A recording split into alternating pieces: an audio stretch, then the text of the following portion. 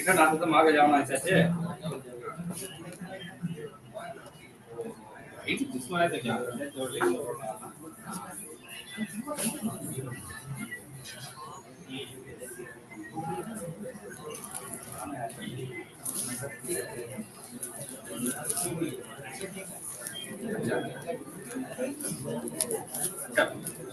الله رحمة السلام عليكم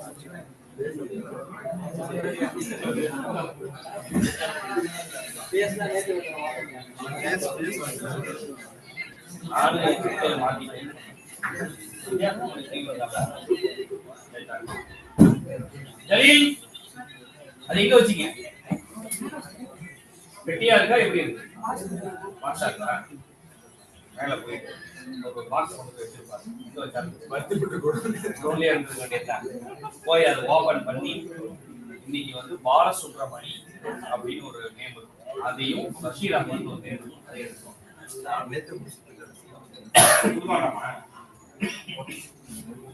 இங்க வச்சிருக்கப்பா நீ தனியா பாடிக்கிட்டு போட்டு விடுவா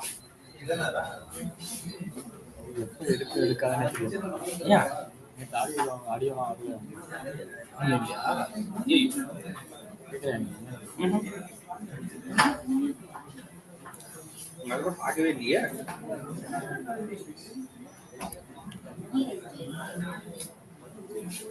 அண்டை கொடுத்ததான் அது ஏதோ முட்டு கொடுத்து தான் வைக்கணுமா போட்டு கொடுப்பாரு அதில் நெட் இருக்குல்ல லோக்கல்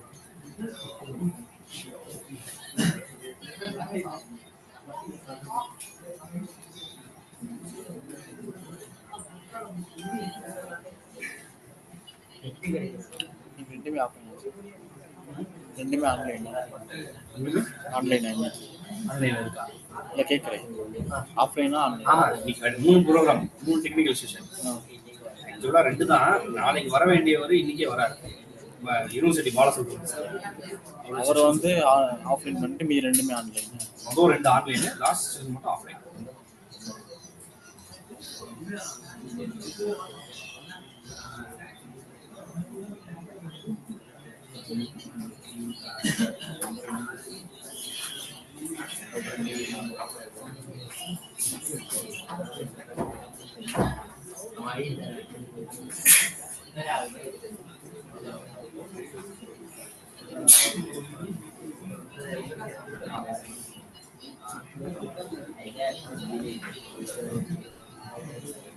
ஆட் பண்ணி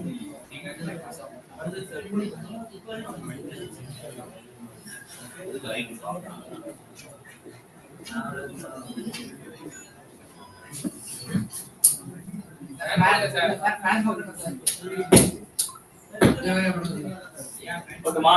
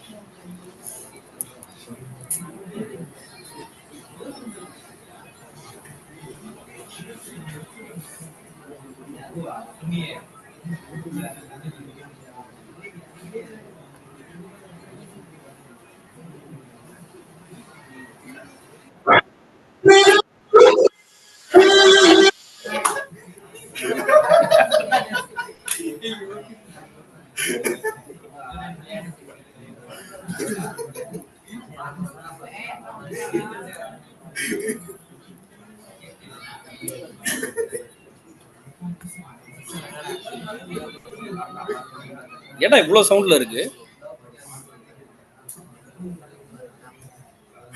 இங்க ஒருத்த வா, சவுண்ட குறைக்கிறதுக்கு வாடா. ஒன்னதாண்டா வாடா சைத்தான்.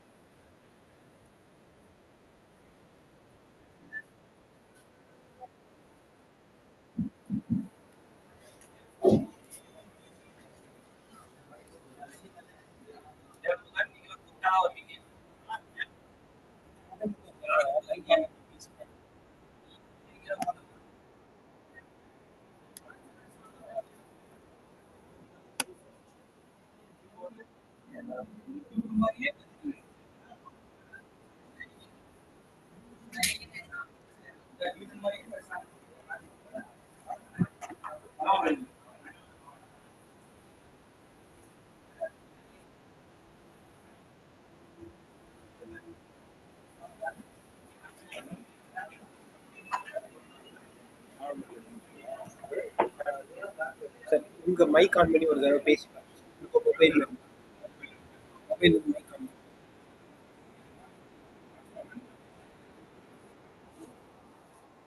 போடுங்க.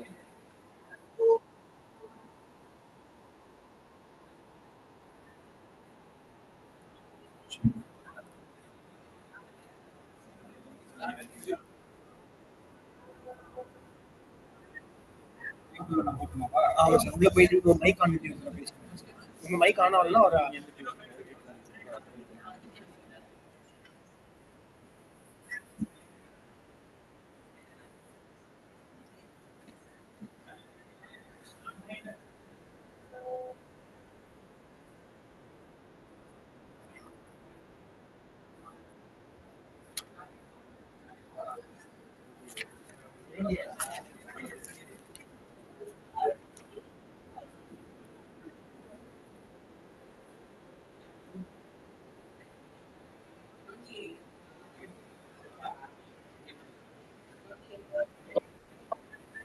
Hello. Good morning to all.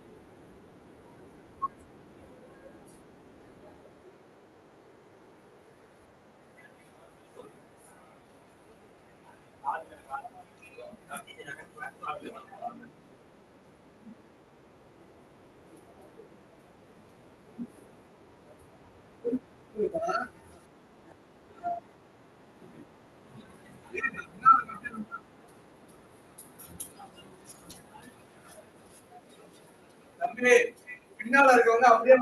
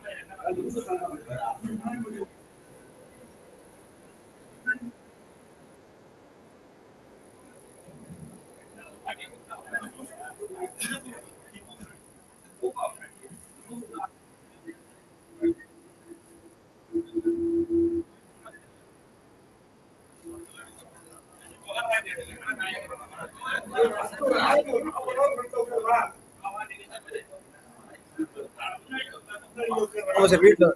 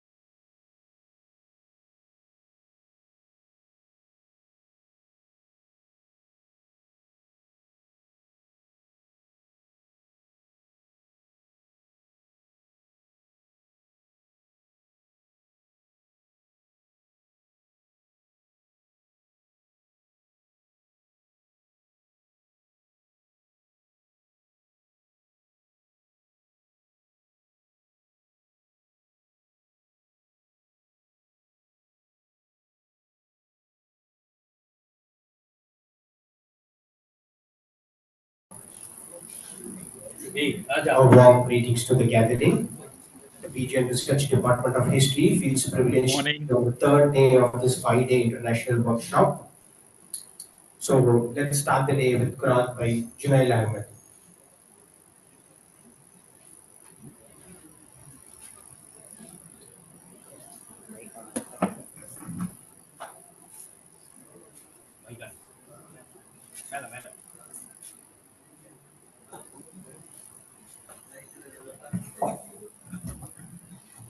أعوذ بالله من الشيطان الرجيم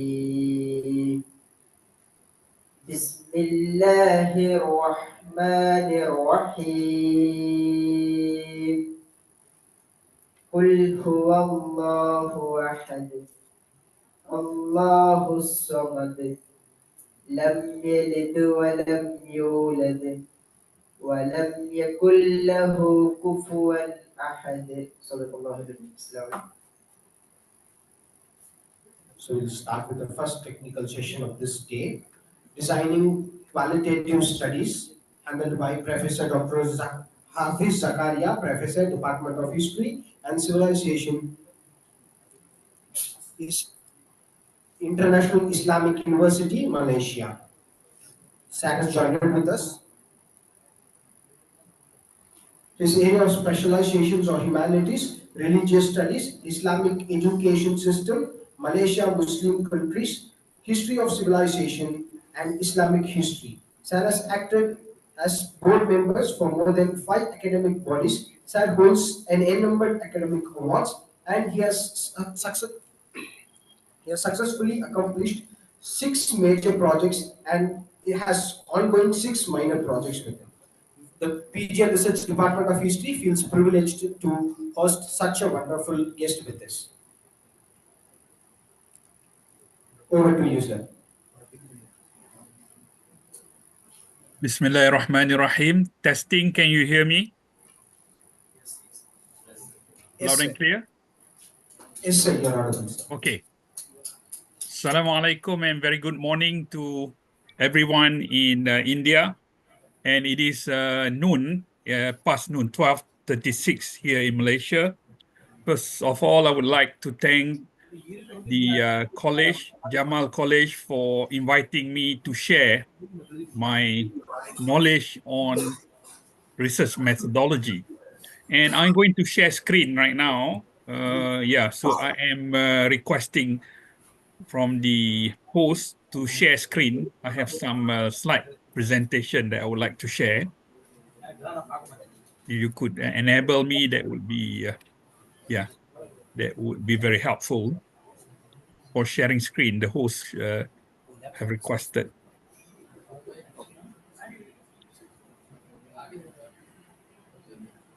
Okay, right now. Okay, can you see the slide? I have been asked to talk about designing qualitative research.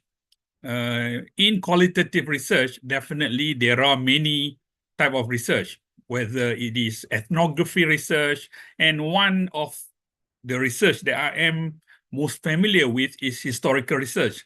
So today I'm going to talk about basic historical research.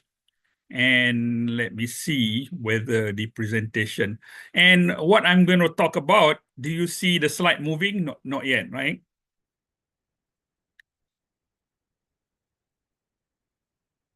Okay, I am going to share the slide right now. Basic historical research. And what I'm going to talk about in a space of, let's say, 45 minutes or 40 minutes. I'm going to talk briefly what we already know, what is research, what is historical research, discovering research problem, and developing research question. So these are the key talking point that I'm going to touch on during this presentation. And let us refresh our mind, even though I believe that everyone is already familiar with it, that what is the key definition of research. There are various definitions of research, but the keyword is in blue, right? For example, this is definition by O'Leary. Research is the process of developing new knowledge by gathering data that answer a particular question. And there are other research definition of research, for example, an inquiry that makes an original or creative contribution to the discipline. Or another one, research contributes to an expansion of knowledge or discovery of facts, theory, or law. So basically, when we talk about research, our main objective is to produce new knowledge, to make an original contribution, to expand the frontier of human knowledge. And coming back to historical research, because this event is organized by Department of History, and what is the objective of historical research? And the objective of historical research, as we all know, we are all historians, I believe, that in fact to discover so-called the truth or the fact in quotation mark about the past, right? What are the true knowledge? What are the truths or the fact about the past, right? So that's why the job of historians are like the detective of the past. And we want to find true knowledge or true facts about the past. And this is the famous, maybe for senior people like me from X-Files, the famous line from Agent Scully, the truth is out there, but so are the lies. So the job of historian is we have to be inquisitive. We have to examine the evidence before we come up with the facts or the truth. And in the Quran, for example, this is very important for Muslim, that in Surah Al-Hujurat, verse 6, for example, Allah says, Ya ayyuhallazina amanu in ja'akum fasiqun binaba'in fatabayyanu an tusibu khawman bijahalatin fatusbihu ala ma fa'altum nadimin. O who you believe, if a wicked person come to you with any news, ascertain the truth. First, you have to ascertain the truth, lest you harm people in ignorance. And afterwards, you become regretful to what you have done. So the inquisitive attitude is very important for historian. That whenever someone come up with a story about the past, we don't simply take them just like that. We inquire, we ascertain, we examine thoroughly. Only then we basically accept whether that is acceptable or not. And definitely coming back to historical research, the most challenging thing in any research is actually discovering research problem. Some people are fortunate. They did not take long to find research problems. Some people are still finding research problem. And what is research problem? The literature basically defined. The literature definition is very easy, but finding research problem in the field of study in historical research, that is a challenge that you have to encounter. For example, these are some of the definition, very simple, straightforward. Research problem is the problem or the aspect that the researcher worried about, think about, or want to find solution for, right? And also the purpose. What is the purpose? The purpose is to solve the problem or to find answer to unresolved question. Meaning that if you want to do historical research, the first and most important thing is we have to find what is the research problem, right? If you want to propose a certain topic, definitely you need to find that what is the problem in the topic. If you don't find a problem, if the issue has been settled and everyone agree on it, then you cannot proceed with the research unless you want to come up with new, for example, new approach or new methodology, or you want to use new sources to analyze it. Only then it can be acceptable. First and foremost is finding the research problem. As I mentioned just now, if there is no clear problem formulation, the purpose and method are meaningless. So the most important thing is finding the research problem. For postgraduate student, this is the important process, finding the research problem. And the issue is, how do we find a research problem? So the easy answer is actually you have to read literature thoroughly, examine literature, do a thorough literature review. Only then you can come up with a research problem. So ultimately, when you do, before you proceed to candidacy of PhD, you need to present or defend your proposal, where you have to write the statement of the problem. So when you write the statement of the problem, this is something that you have to do, that you have to address in what way that the topic or the theme that you want to pursue is a problem in the field of study. So this need to be clearly addressed. Every research need to address a problem, right? If there is no problem, then your research basically are not going to make a meaningful contribution, or possibly at the defense level, proposal defense, it will not be approved, or it will require a major correction, right? Major correction. So what is the problem that you need to address? Need to be clearly stated in writing the statement of the problem. And how can a topic be a problem, right? For example, in the world that we live today, there will be almost no topic, right? No topic where no one has studied it, right? If you claim that there is a problem in the field, in the subject, and you want to propose, because no one in the world has studied it. In the world that we live today, that is very difficult to find. The scenario is that any topic that you want to propose actually has been studied, whether it has been studied adequately or not adequately. So, for example, the lack of information on the subject. The subject has been studied, for example, at the macro level, but major studies on the subject, let's say, are less than 10 at the macro level, right? So that means there is still room for new study, right? So the lack of information on the subject, or the lack of a new approach in studying it. Definitely everyone has studied Jinnah, for example. There are a lot of study on Jinnah, but if you want to propose to study Jinnah using some new approach, for example, let's say literary theory, let's say post-colonial studies, or some other theory that you study in social science, then that can be research problem, right? If you are approaching it from the same paradigm, same approach, then you are not going to make any new contribution. Or, for example, possibly there could be new sources on the subject, right? Other people have studied the same subject, but they did not use. They had not used the sources that you want to use, for example.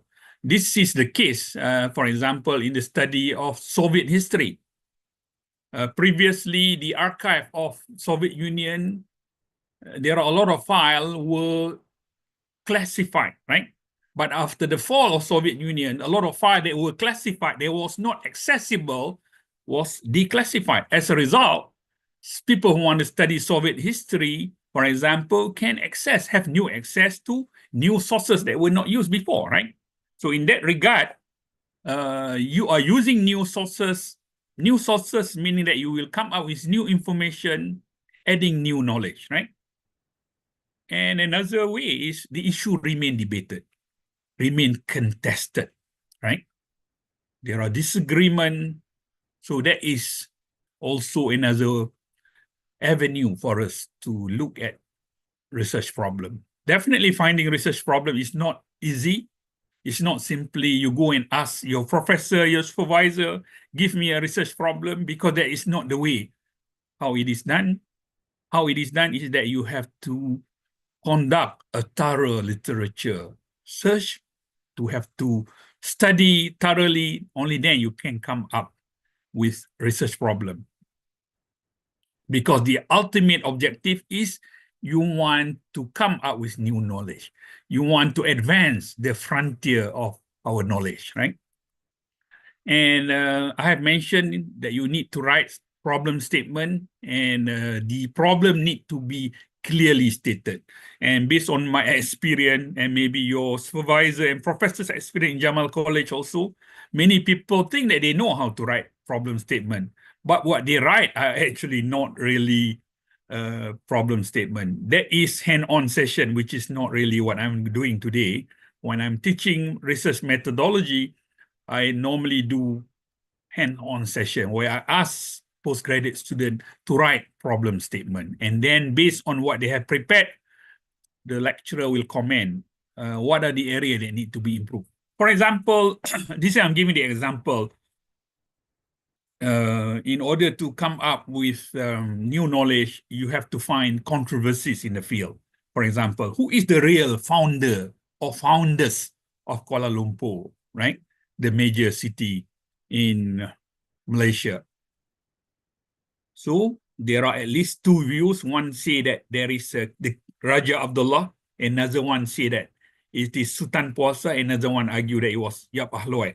When there are disagreement, that is a good place, right? Each side has its own argument. So if you want to study, for example, look for controversies. And it is likely that when you have controversy, that you should be able to come or to find a research problem. If everyone agree that the founder of Kuala Lumpur is Raja Abdullah, for example, then meaning that the issue is settled.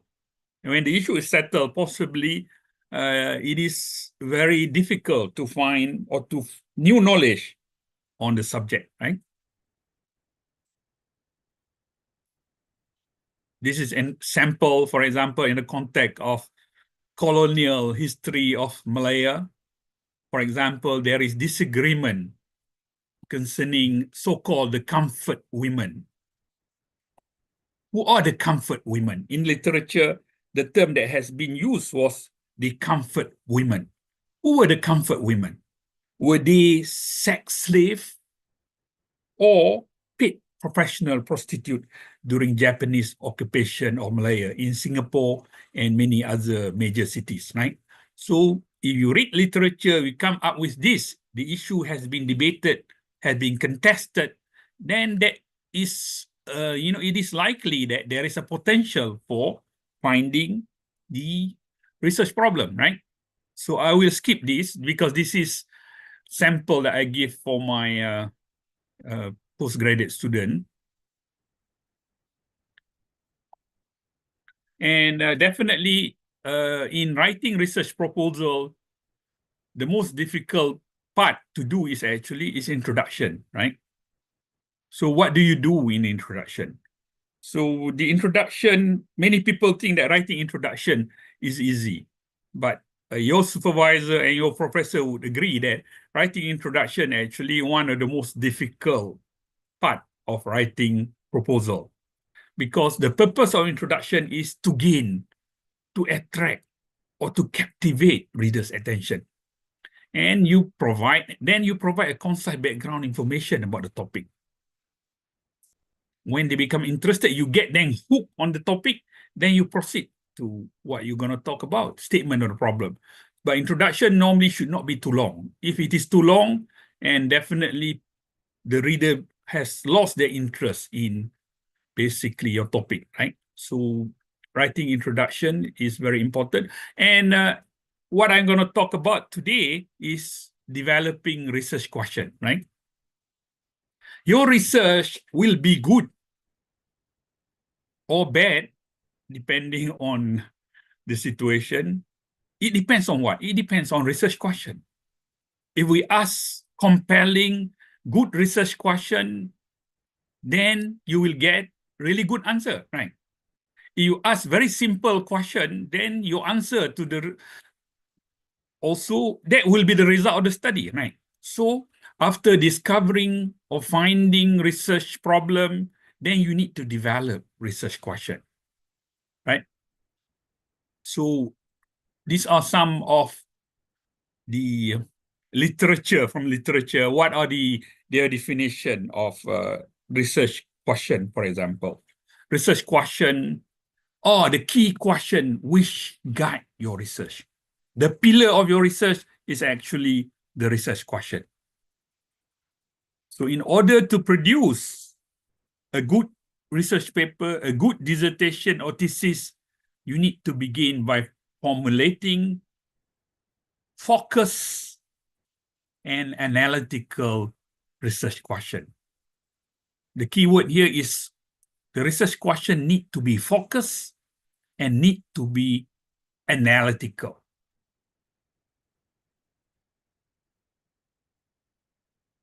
For example, within your topic focus, ask, are there any controversy? Are there any debates? Are there any unexplained phenomena? Topic that remain neglected, right? Is there a way to reinterpret the information available? So in discovering research problem, these are the strategy, right? After discovering the research problem, then you go to next step, that is developing research question, right? If you choose, say, for example, to work on to study the educational curriculum, right? Educational curriculum in India, you can look for controversies within this topic area. What are the controversies? For those from the field of education, they know what are the controversies. I'm giving just an example for the sake of example. Say, for example, the issue whether or not the curriculum should be revised. Let's say history curriculum in India, national history syllabus, it should be revised or not, right? And who should undertake such a task, for example?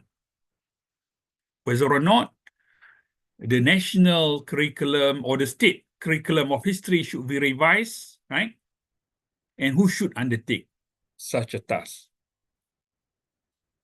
And once you have identified a specific issue that you want to research, what happens is that you develop, you formulate highly focused, highly analytical research question about that issue. That is the revision of history curriculum in India, and who should undertake such a task.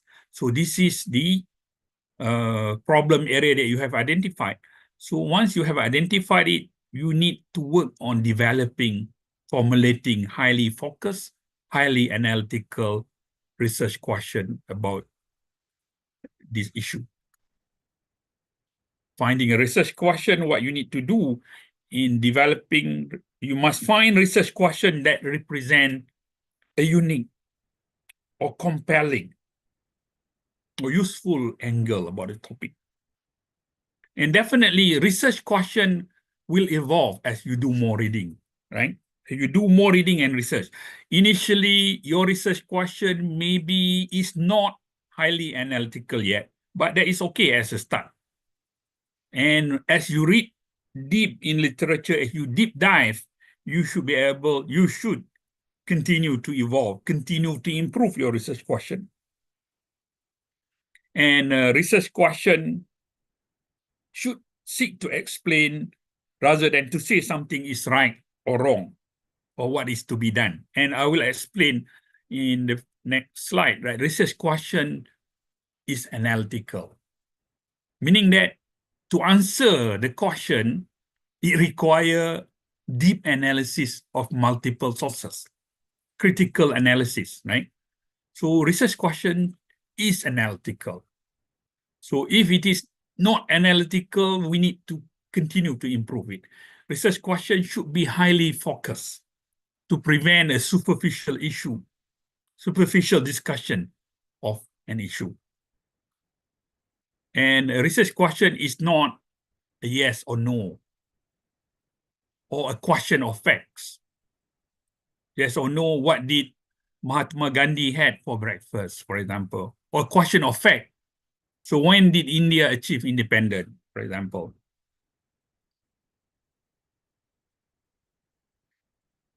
And research question, if we only require one or two sources, to answer the question, there is not really good research question, right? And as I mentioned, the research question is clear, focused, concise, complex, and arguable. This is the best one, right?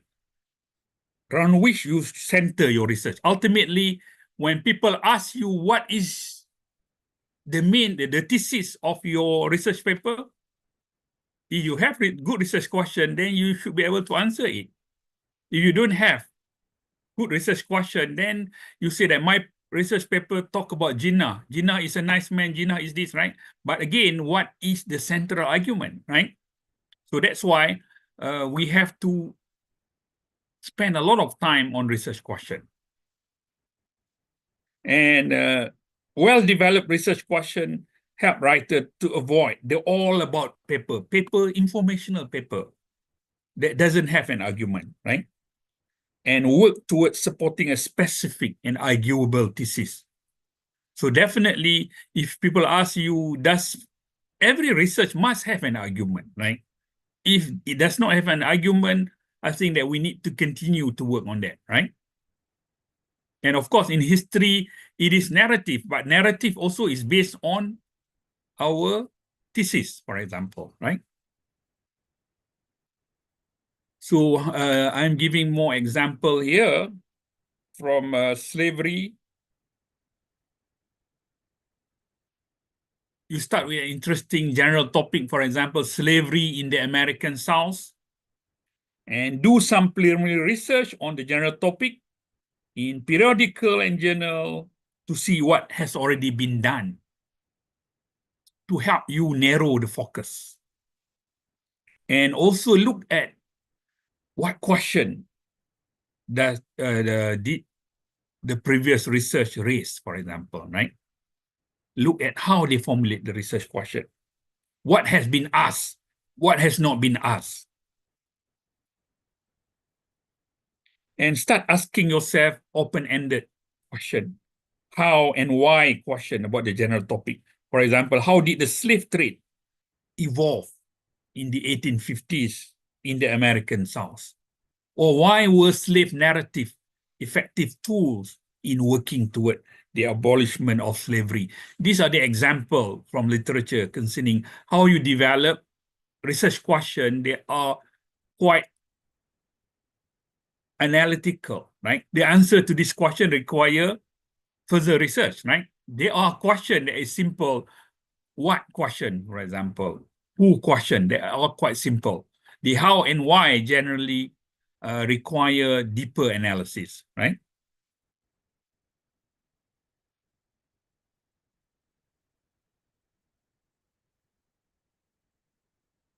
These are the example, you know, whether it is clear or not. For example, I'm giving the example not from history here. Research question must be clear. For example, if you say that why are social networking sites harmful, that is not clear. Social network, there are so many social networking, right? TikTok, IG, Facebook, X, for example. So the unclear version does not specify which social networking, right? Is your research question focus? Research question, as mentioned here, should be focused, right? What, for example, I'm giving the example, the unfocused question. What is the effect of the environment on the environment from global warming, right? That is quite huge, right? What is the effect on the environment from global warming? Because global warming covers many things, for example, right? And what about, let's say, more focus, you're focusing on glacial melting affecting penguin in Antarctica. That is focus. For example, in history, you want to write the history of colonialism in British colonies. That is huge, right? British colony covers so many countries today. So what you should do, you should be focused, for example. Even if you choose, let's say, if you choose India, British India, that is huge also, right? So, meaning that you need to be focused. If you want to do, let's say, colonial Malaya also is huge. Let's say you want to focus on certain issue in Singapore, for example, right? This is the example from wider literature on global warming. So the unfocused research question is so broad that it could not be answered in a book-length piece, right? So the focused version narrow down to a specific cause. Similarly, in historical research, we cannot basically propose to study the history of the world or colonialism in the world, right? So it needs to be focused, for example, in terms of region, in terms of the country they want to study, in terms of the time period, right? This is to give example in history. Is your research question complex? Right? For example, I'm giving an example in literature that is in health science and in sociology, for example. Too simple, how are the doctors addressing diabetes in US, right? So that is quite simple, right? You have to make it more complex. For example, what are the common traits of those suffering from diabetes in America? And how the understanding of this commonality could be used to aid the medical community in prevention of the disease. That is more complex, right? So the simple one, you can Google how are the doctors addressing diabetes in US, can be looked up online and answer in a few sentences, right? The more complex version is written in 2 parts, right? So in order to answer this common trait of those suffering from diabetes in America, you have to do research, survey research. You have to do, let's say, case study, right? Only then you can come up with the common traits. This is the example of a more complex question, right? You have to apply this to historical research, right? I'm keeping track of time. Hopefully by 1:20, I should finish and allowing at least 10 minutes for Q&A. Some research question. At least this research question look a little bit complex, right? Ultimately, you have to read literature to come up with research question. If the answer to research question is easy, if it does not require an effort, then that means that that research question need to be refined. We need to continue to grind, right? The daily grind. That is research. We have to keep on working on it to produce flour, right? You need to grind, right? That is the good old days, right? You have to grind it daily. And see, for instance, these are some example of research question that are respectable, at least. To what extent is university is helping people to prepare for workplace? To what extent foreign aid for agricultural development in India benefiting the country? Why has the Malaysian government failed to overhaul the education curriculum? Why is European aid for industrial development to India ineffective? These are the example. So apply this to research question in history, right?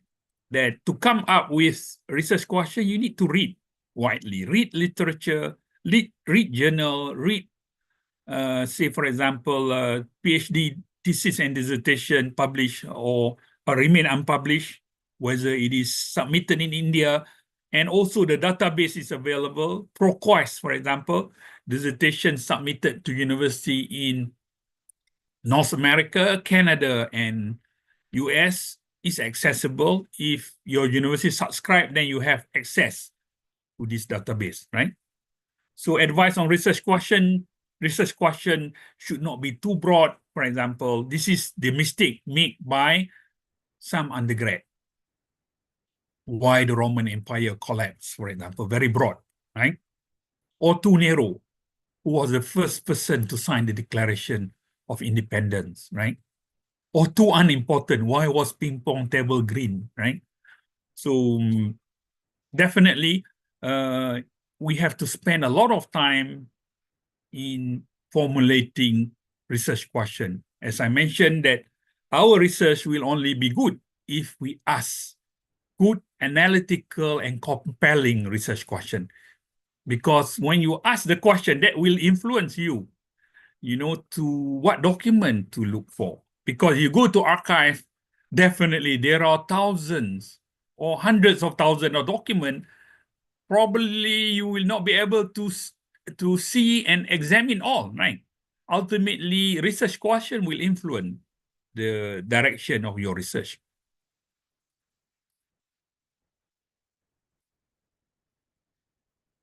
Okay, this is an example which I'm going to skip from sociology.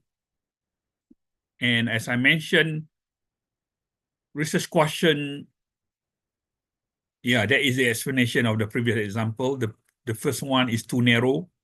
Yeah, I think that I will, before that, I will also talk about finding new topic, right? Is it possible or not to study a topic that has been overly studied, for example, right? Let me give an example. A.J.P. Taylor is a famous scholar now. When he was writing his dissertation in Europe, that was in the aftermath of World War II, possibly in the 50s or 60s, right? And A.J.P. Taylor want to write on World War II. If you Google today, let's say Google Scholar, literature on World War II, there are a lot of literature on World War II. A lot of scholars in various parts of Europe have studied World War II, right?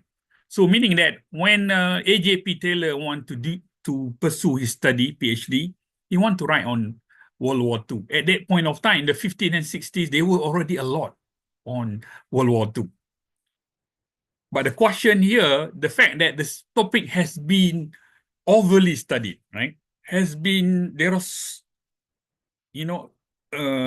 huge number of studies on World War II. But it is possible because why? Because A.J.P. Taylor came up with a different conclusion for his study of World War II. Most study on World War II basically blame Adolf Hitler and Adolf Hitler's accomplices, allies during World War II for the occurrence of World War II, right? So most literature in the field blame Adolf Hitler for the occurrence or for the outbreak of World War II. But A.J.P. Taylor's thesis or argument in his study of World War II was different. And he argued that it was the appeasement policy of the great power during that time that appeased Adolf Hitler. That was the main reason that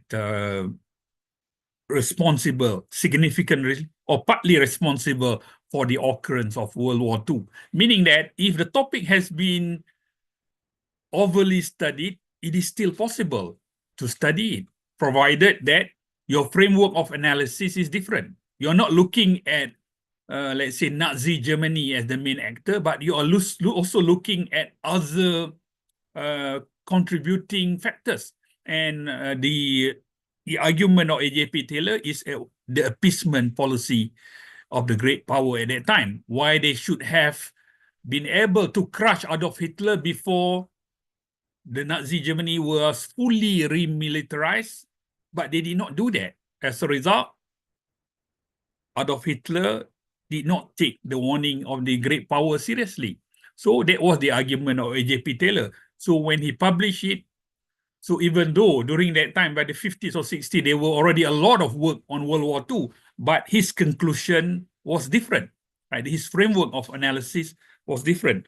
So I will allow for maybe Q&A, and we should be able to adjourn around 1:30. So I pass it to the organizer. Thank you very much for listening. Participants who have any questions can raise your hands up. Admin will let you to ask the question. Participants with any questions can raise up your hands.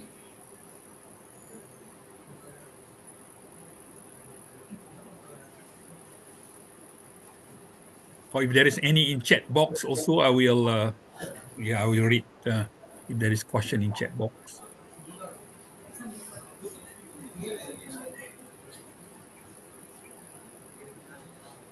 participants over here. If you have any questions regarding the session.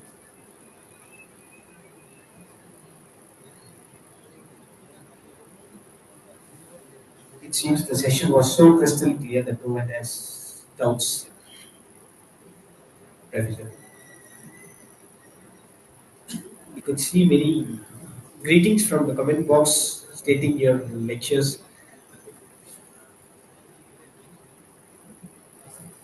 Okay, thank you very much. Thank you for organizer for inviting me. And hopefully you can share the recording later with me, the link. Sure, Professor. Thank you, Professor, for valuable insights and for setting the stage for the rest of the day. The PGM Research Department of History feels proud and privileged to host you this day. Thank you, Professor. Thank you. So I may excuse myself. Thank you very much. Thank you, Professor.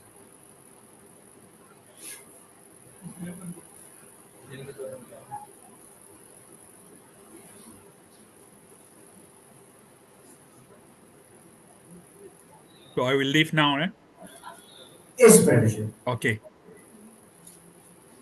So for the second technical session, we would like to break for a 2 minute and reconvene back after 2 minutes for the second technical session. I request the gathering here to please be seated.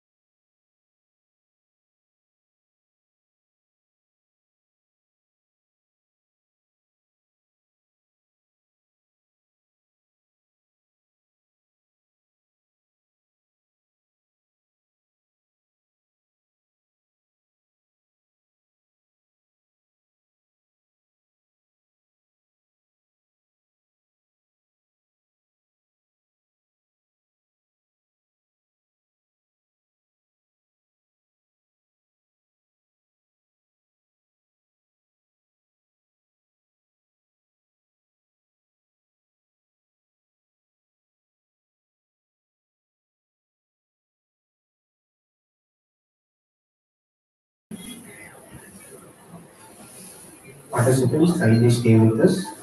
We'll reconvene shortly after the break.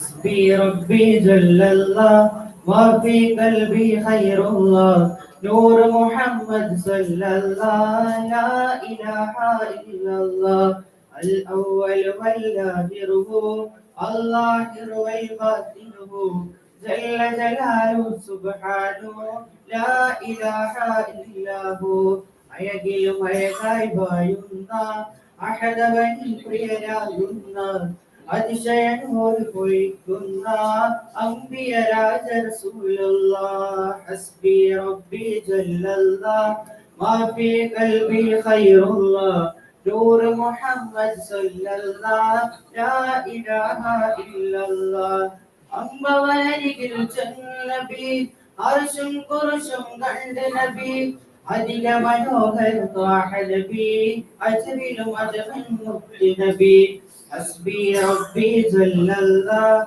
ما في قلبي خير الله نور محمد صلى الله لا إله إلا الله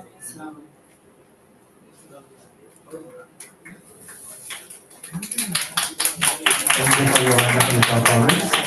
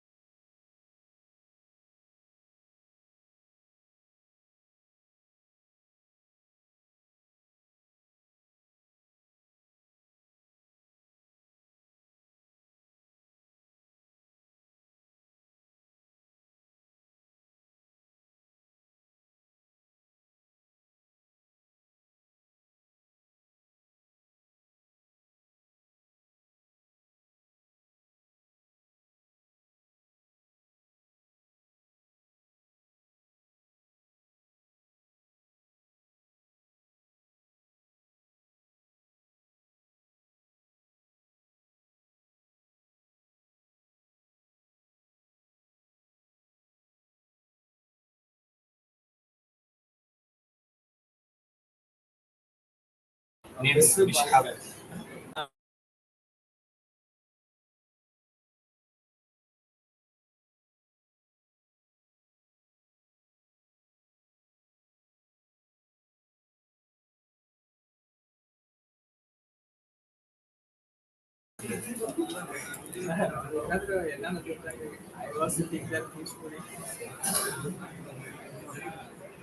We request Bishop of MA History to have a session with us.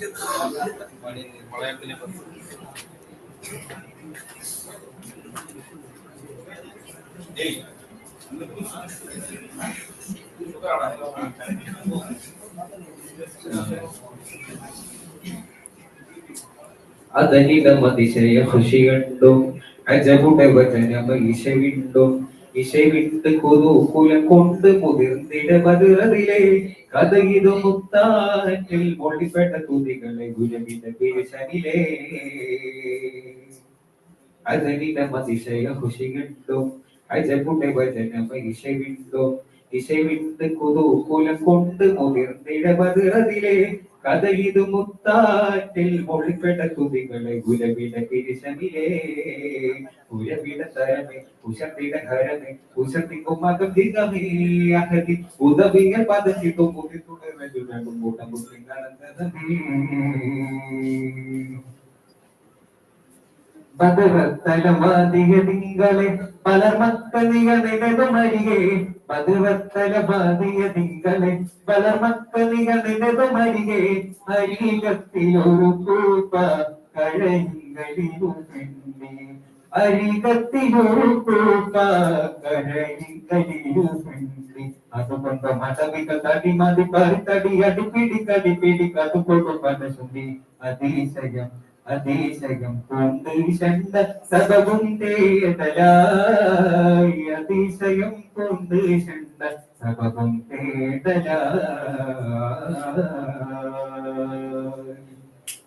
അതിനിടം അതിശയ ഖുഷിയുണ്ടും അജബുടെ വചനം ഈശവിണ്ടും ഈശവിണ്ട് കുതൂകുലം കൊണ്ട് മുതിർന്നിട ബദറിലെ കഥയിതു മുത്താറ്റിൽ മൊഴിക്കട തുതികളെ ഉദവിട പിരിശമിലേ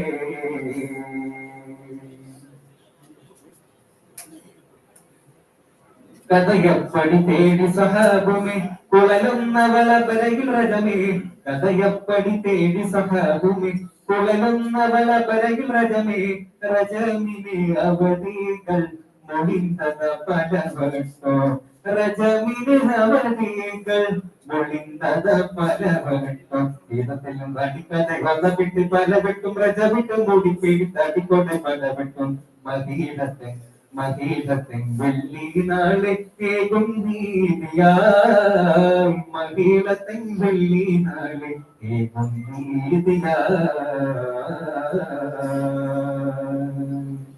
അതിനിടം അതിശയ ഖുഷിയുണ്ടും അജബുടെ വചനം ഈശവിണ്ടും ഈശവിണ്ട് കുതൂകുലം കൊണ്ട് മുതിർന്നിട ബദറിലെ കഥയിതു മുത്താറ്റിൽ മൊഴിപ്പെട്ട തുതികളെ ഗുരുവിട പിരിശമിലേ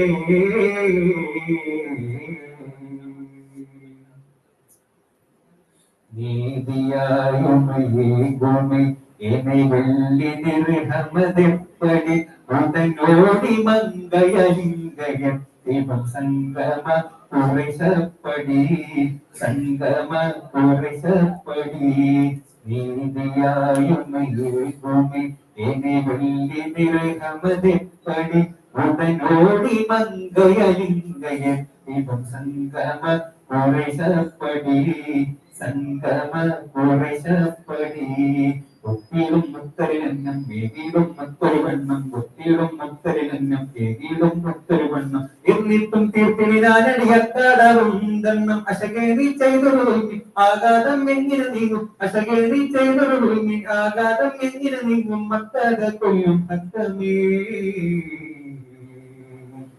അക്കത കൊല്ലും ഹത്തമേ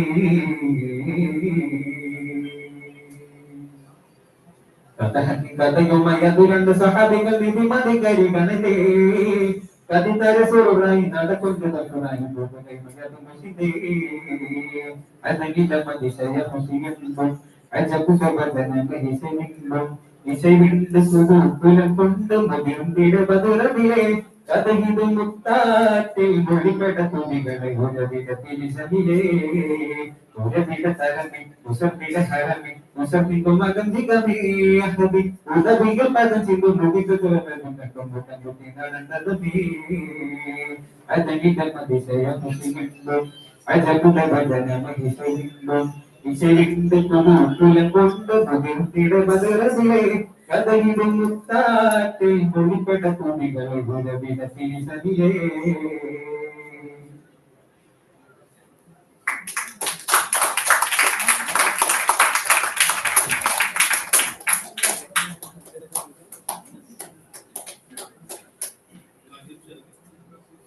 Thank you for your wonderful display of tradition of Malabar district of Kerala.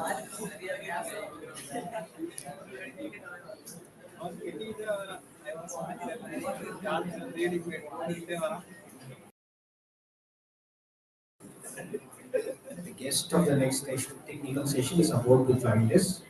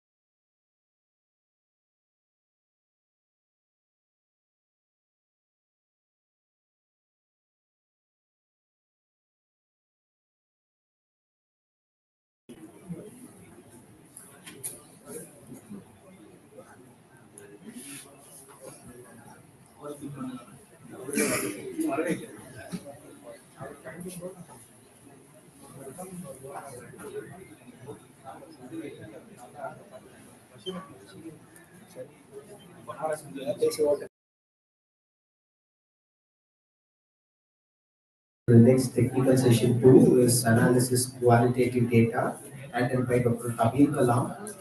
And followed by this, we have another technical session to inform the participants. Followed by this technical session, we have another technical session 3, which is preparation of the tomorrow's technical session, uh, research ethics and integrity. I inform you again that we have 3 technical sessions today. One is preponed, research ethics and integrity, which is being scheduled tomorrow, has been preponed today, which is handled by Dr. R. Balasubramaniam. So we have 2 sessions to be followed next.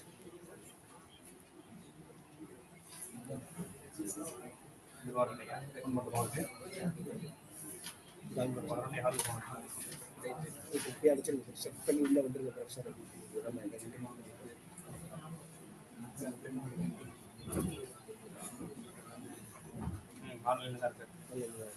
ஷார்ப்பா 11 11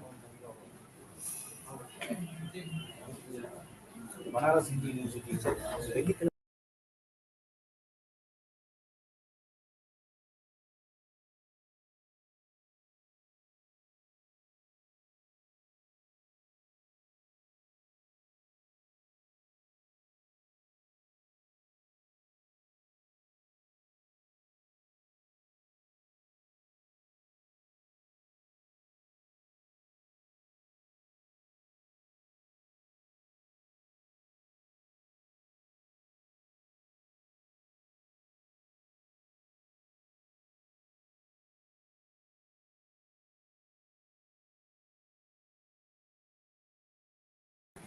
We had an announcement for the participants that we have two technical sessions further to be handled.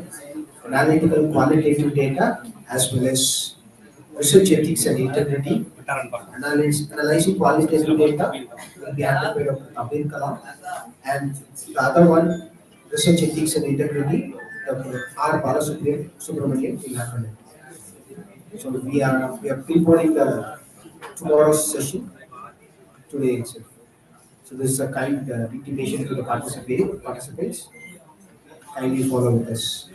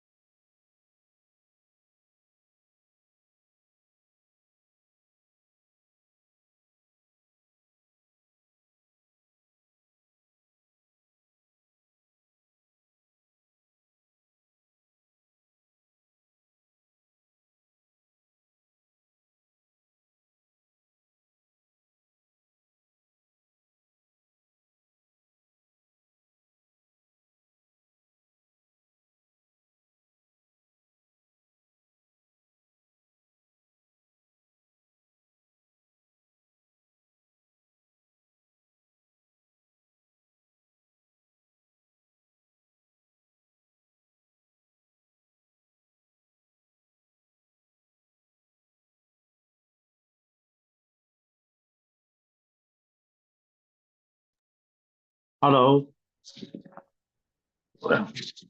Hello. Hello. Are you getting?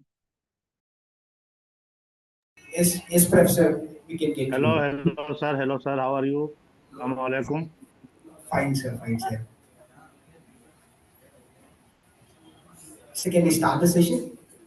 Yeah, yeah, sure. So now we are entering into the second technical session, analyzing qualitative data. We have with us Dr. Tabir Kalam, Professor, Department of History, Faculty of Social Science, Banaras Hindu University, Varanasi. Sir has a teaching and research experience of more than 25 years, has authored and published 2 books on society and cultural aspects. Sir has also published more than 10 research articles in national and international forums. The PG Research Department of History feels proud and privileged to host you, sir. Over to you, sir. Okay, sir. Thank you. Thank you very much for inviting me to deliver a lecture on the sources of history, basically. Myself, Tabir Kalam. I am teaching in the Department History, Faculty of Social Sciences, Banaras Hindu University. Uh, Here I have to deliver a lecture on the sources of history, and that is an important aspect which I chose just to tell you about the different kind of sources and the importance of the sources and criticism of the sources. There are three components of this lecture. Basically, if you talk about the history, then history is the knowledge of the past based on the available sources. If you have the sources, then you can write history. Otherwise, it is very difficult, or you can say that is impossible to write history, because if you will not get any source of that time or contemporary source of the past or near about the sources, maybe if we are writing history on the 12th century and we are getting sources of 13th or 14th century, then we can also include the sources in that history writing. So basically, knowledge of the past is based on the primary the sources, and the discovery of the new sources necessitates the writing, the revisiting of historical construction, which in turn throws a new light on the past. Basically, it is a quest of the historian to search for the new sources and then discover sources and then analyze and revisit the sources and then write history. It is a very important aspect of history writing. Basically, if you talk about, in the one sense, history is never complete precisely because its construction is based on remnants and residues of the sources. Many of the sources get destroyed in the course of time. This is in turn necessitates rewriting, revisiting the historical construction as and when new sources are found, which throw the new light on the past. Rewriting also becomes imperative when a new model thought of seeing the past emerges. That is to say, the same facts are interpreted in the light of the new model thought. For example, with the rise of Marxism, conceiving and interpreting history went under radical changes. Every time a new model is begotten, the established views of the past get topsy-turvy. Basically, if you are getting new sources, then we are writing history or and we can also write history on the basis of the sources that were available uh, in to the historians. But there is a new thought or new philosophy has come, and on the basis of that, we can interpret the sources. For example, uh, subaltern studies, they started writing their history. Then some of the sources they also used, but the purpose of the use of the sources was different, and basically in the light of the different sense, and because of that we are getting the new history. Basically, rewriting also shaped by the new perspectives and rewrite history. If you are rewriting history, it means you are basically reinventing history. Basically, if you talk about the history exists in three levels: history of events, it is called also event history. If you are writing history, it means we have to go to the to see the events and that are mentioned in the primary sources, and we can capture those events on the from the primary sources, and then we will interpret the history and we will write the history. Second is history of conjectures. Basically, that is the history of decades. For example, socio-economic history. And third is history of longue durée, say history of 50 years, currently as even more, you can say. For example, if I talk, I will give some example for medieval India because I'm a medievalist, and because of that, when we are talking about history, then we must give some examples. If you see medieval India from 1200 to 1800, then we will find initially the medieval historians, especially the Sultanate period historians, Zawuddin Barni, Ibn Battuta, Fakhr Mudabbir, even Firoz Shah Tughlaq, who wrote a book, autobiography of Futuhat Firoz Shahi, and many historians who write history. That is the history of events, basically. They are writing history of events, and they were mentioning the events of Delhi Sultanate. And initially, the historians started working on the Delhi Sultanate. Then it was very difficult to get sources from the sources about the socio-economic condition or religious condition of India, because only we are getting the political events, political narratives, event history basically. Gradually, the historians shifted their focus on the other sources. They started using travelers' account as a source of history. And in Delhi Sultanate, there were many of travelers who came to India, who wrote their travelers' account for Ibn Battuta, Nicolas de Conti, Barbosa, Abdul Razak. Basically, in South India, the more travelers they came, they wrote their history. Then we started getting information from those primary sources, travelers' accounts, and we started writing history, socio-economic history.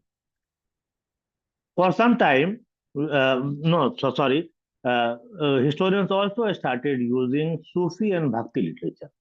That was very rich, and that emerged in South India. Bhaktiism emerged in 8th century, and in North India, that came in 12th century. And at the same time, the Sufism also started because of the basically the establishment of Muslim power. And basically, you can say the Islam came in India in two ways: as a political force and as a spiritual force, and the spiritual force was the Sufism. And both the Sufism and Bhakti movement were very saints were very close to the common masses, and we are getting lots of information about the common masses, about the common people, about the economy, society, culture, all these things. And then historians started discussing or looking for the sources. They got many sources in the Sufi literature. Three types of the sources they found. One was Malfuzat. Malfuzat was a table talk. In English, you can say table talk or conversation of the Sufi saint that was written by the disciple of the Sufi saint and approved by the Sufis. And that was basically anecdotes, the collection of anecdotes or lectures of the Sufi saint for the benefits of the disciples, for the guidance of the disciple. But these malfuzat have much information about the different political, socio-economic affairs of the state. Even they are giving information about the caliphatehood, about the prophet, about the God sayings, all these things. And the work of the historian is to get information from these malfuzat and to incorporate in their history writing.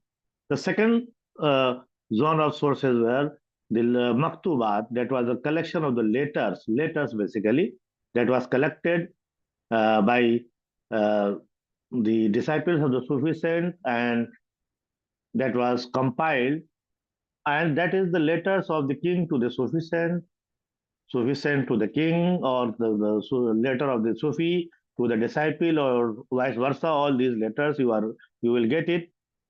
And the third is the Tazkira. Tazkira was the biography of a Sufi saint.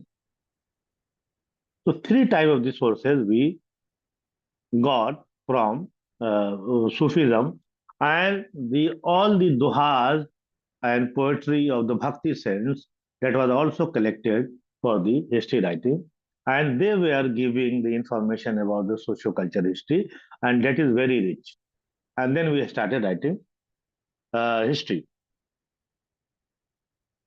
event history, then socio-economic history, and third was history of long durée. Long durée history, that was very difficult. That is very difficult nowadays also, and you have to understand, you have to read a lot about. Then you can write history. For example, you can see just Muqaddama of Ibn Khaldun or Toynbee. All these historians, the big historians, you will find it in India also. Some of the historians they started writing long durée history. For example, if you read Harbans Mukhia, he is writing the medieval India. So medieval Indian history, he is writing the entire period, he is covering the entire period. For example, you can also see some of the books that deals with the entire medieval India or from history from ancient time to modern times. For example, you will also get into, you will also find history just like Plassey to partition or Traian to Plassey. All these information you will get from these history, that is a long durée history. The nature of the sources, primary and secondary, would be in the ultimate analysis determined by the nature of the more appropriately the duration of the historical question posed. This is to say, different level of history would require different source for it.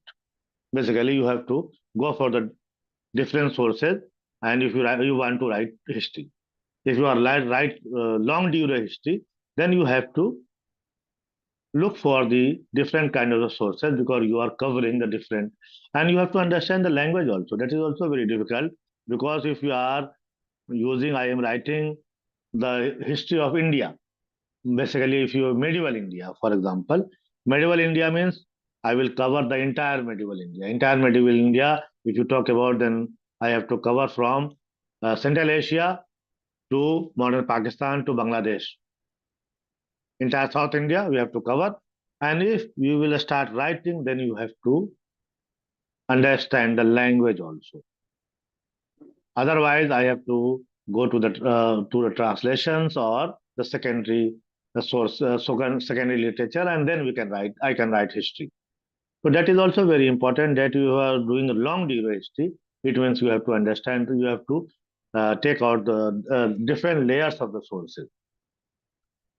For example, to know the mentality of the people, thought, structure of the period, a religious text shaping and reshaping the daily life of the people is anytime more valuable for the history of long durée. From the point of view of the events, a religious text may not provide information of event of history. From religious text, we cannot find the event history. Here it may be least useful. The fundamental problem of structural historical knowledge emerges from the fact that the object of a study no more exists, as is not the case with the natural sciences as well as other social sciences where the object of the study can be directly observed. Basically, we cannot observe the history. Basically, you have to go to the sources, and on the basis of sources, we can write history. Nowadays, we are also doing anthropological study in history. Also, we are doing a sociological study on the basis of data, on the basis of observation. We can write history, but if you write history, then you have to basically be in the sources, and you have to understand the sources. Otherwise, it will be very difficult to write any history. There are, I will talk about the two types of the basically primary sources and secondary literature. You can say secondary means the historical work or historiography, you can say. Primary source is very important. And if you are writing history, then you have to understand also that on the primary sources we will get information, and we have to also read the secondary literature, the historiography of that time, and then you have to basically mix and write history. If I talk about the primary sources, there are various forms of primary sources that is available, and the historians do. First is archaeology. Archaeology is also very important source of medieval, mainly ancient India, medieval India, and modern India also. You can say that, but in modern India, uh, because of very recent past, we don't do archaeology. But in medieval India, in ancient India, we have to base our research on the archaeology only, because we don't have any structure, any literary sources. In archaeology, there are various streams also: industrial archaeology, history of ground and physical artifacts, sigillography, that is also a type of sources. For example, rise of archaeology extended the time dimension of past and shed light on people without writing. Basically, we do archaeology on those periods where we did not get any information from written sources. Then we have to ultimately use archaeological sources, or where the script undeciphered. It is also very important. But for example, if you talk about Harappan culture, Harappan period, we are not able to decipher the script, then we have to go to the archaeological sources. The next is rise and proliferation of modern science and technology has expanded the source of history. Nowadays, we use photography, films, all these things, and on the basis of that, we get history, because there is no need to write history nowadays. If we are capturing or making a video of an event, it means we are basically preparing primary sources and we are getting information on that sources. We can do work on that sources, and we are doing. Archaeology is a very most important sources for ancient India mainly.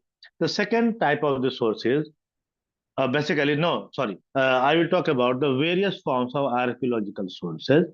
That is very important. For example, inscription. Inscription is a very important source of archaeology. Government edicts, edicts on wall. These are the sources. That is one category. Another category is pottery and other artifacts. Pottery and other artifacts are also very important source for archaeology. Coins, that is also the study of coins is called numismatics, a source of history writing, weight and medium of the coins, religious beliefs of the king, dissemination of coin to a different places, place of minting. All these things we get information from the coins.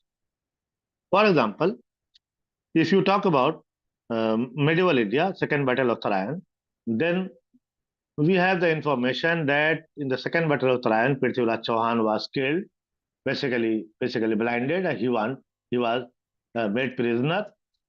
And Chand Bardai went to the Ghazna and he indicated that on that place Prithviraj Chauhan is sitting, and then he shot an arrow and he killed.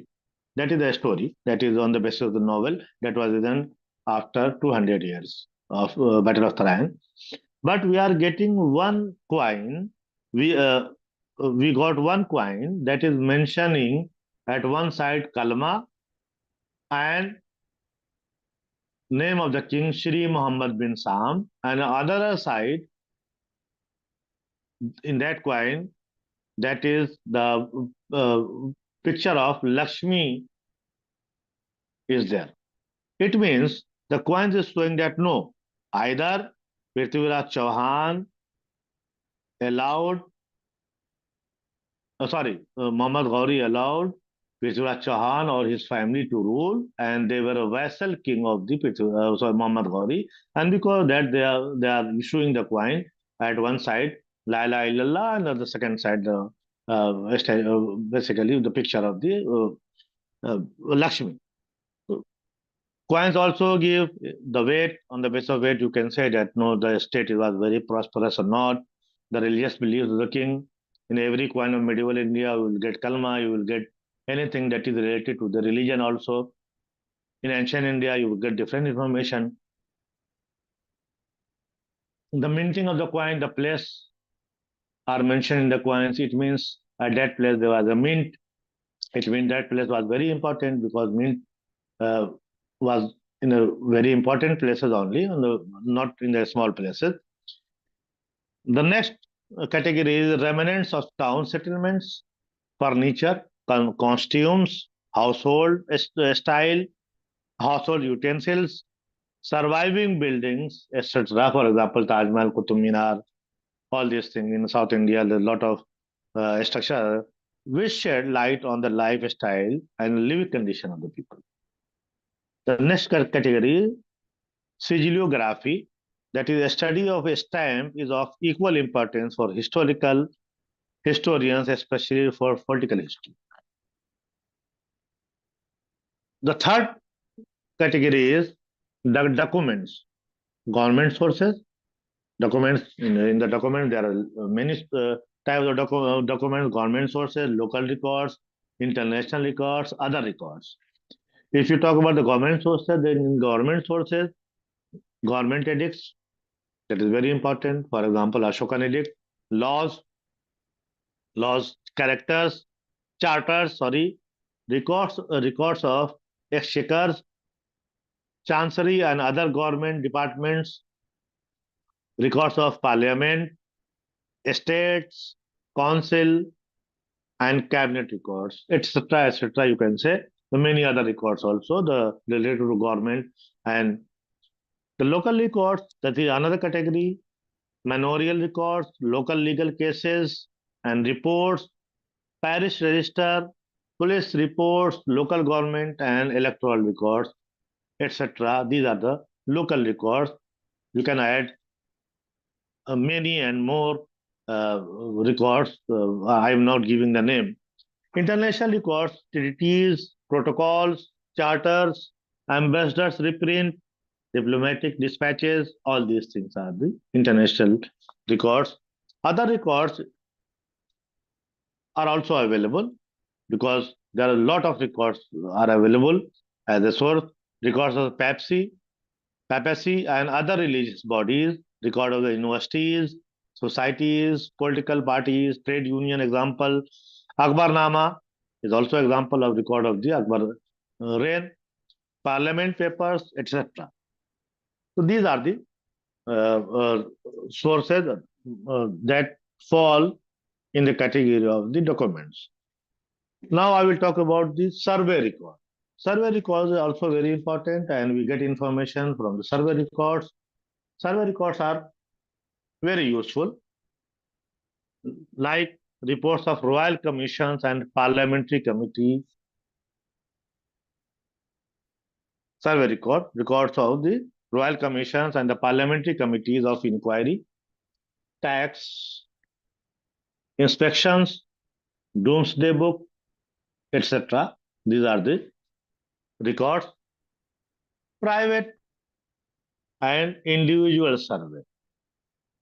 That is also very important record. The studies of folklore and customs. I was talking about the socio-cultural history. Basically, this is also if I start recording the local level folklores and the custom, that will also become a source of history. Investigation of writers and social criticism, critics, reports of the private bodies. Botanical, zoological, geological surveys of India and census are also a very good record to write history. For example, Dastane Amir Shadangan, that is also record. Intakhabe Dasturul Amal, Padshahi, Farmans, Parwanas, Mazamash records, Farman, that there were three records in Mughal period that were called Farman, the order of the king, Nishan, that was the order of the prince, and uh, Dastak, that was the order for the trade purposes. These records that are available. Next is chronicle and histories. Chronicle and histories, that is also a historical record, and basically the primary sources like monastic, chivalric, town chronicles, civic histories, memoirs, autobiographies. We are getting three important autobiographies that was written by the king. That was the Firoz Shah wrote the Fatuhat Firoz Shahi, Babar, Uzuk Babri, or Jahangir, Uzuk Jahangir. In order to qualify as primary sources, these must have been produced within the period of the study. For example, Babarnama, Uzuk Babri. Because if I am writing autobiography and I am mentioning about the my grandfather about, then that will not be the primary sources, because I've heard all these things from my father. That will become the secondary source. The family and personal resources are also very important to write history. Family registers, letters, diaries, autobiographies reveal individual thought, family structures, attitudes, role of women, belief system, mentality. For example, Oriental Memoir, Adab-e Alamgiri, these are the best example of family record. Insha, Abul Fazal, that is also James Forwest, Oriental Memoir I mentioned. Subhash Chandra Bose, letters to the Emily Shenko. These are also G.K. Gokhale papers, Dada Bhai Nauroji papers, Motilal Nehru papers, Maulana Abul Kalam Azad papers, Ali brothers papers. All these are the examples of records, uh, that is family and personal record. Next is polemic documents, media of communication, and artifacts of popular culture. Pamphlets, treatises, and sermons are in as an important source of history. Basically, nowadays we are using most of the thing. In the medieval India, we also we get some pamphlets type treatise and sermons that was recorded. I told you about the Sufi saint. Malfuzat. Malfuzat was a sermon that was recorded. That is a very important source. The next type of the sources are newspapers, magazines, cartoons, illustrative materials like posters and advertisement, film, radio, tape, television, all are resources. Examples: Times of India, manifesto of political parties, CDs, media footage, all are resources. The next category of sources is guides and works of reference. The guide and work of reference, the condition of law, guides on parliamentary procedures, social customs and etiquettes, fashion, etc. Even educational manual, guides of contemporary social scenes. That is what one personal thought about the nature of the law or the class structure or fashion may not seem to be much importance, but they can be immensely helpful for historians. For example, list of rank. Basically, the military officers or Ministry of annual reports of educational institutions, parliamentary procedures to Indian legislature, magazines of fashion like Cosmopolitan, Mayapuri, etc. You can also say, because these are also important sources if you are writing history. The next category of the sources, that is literary sources, literary and artistic sources. In that category, the all forms of artistic and philosophical works can be very good source for history writing. After all, artistic and philosophical production are reflection of the time in which these sources are created. They throw light on the value system, beliefs, political rights, and economic condition of the time. The use of literature and art as a historical sources raises the problems which are not always fully recognized. Right off, we can make one obvious point: a novel, or poem or painting, if it is a source to all, it is a source of the period in which it was written or painted, not for the period about which it is written or what it is purporting to represent. A medieval painting representing Buddhist lore may be marvelous primary sources for the medieval period, but it will not sense it is that it will in no sense be primary source for the Buddhist period. And similarly, other art form, literature, film, etc. But these artistic sources must be checked against other sources.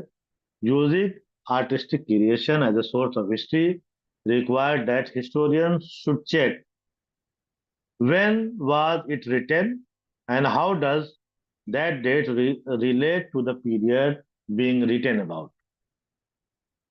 What the author, in process of the first-hand experience or childhood memories or families' recollections of the events and circumstances being described or constructed. For example, Godan, Gavan, Seva Sadan, Nirmal, these are the novels of Premchand. Kamyayani of Jai Shankar Prasad, Umrao Janada, Mirza Hadi Ruswa, Anand Mat, Kapal Kundala of Bankim Chatterjee. These are the for examples of Bengal and from UP. The next category of the sources are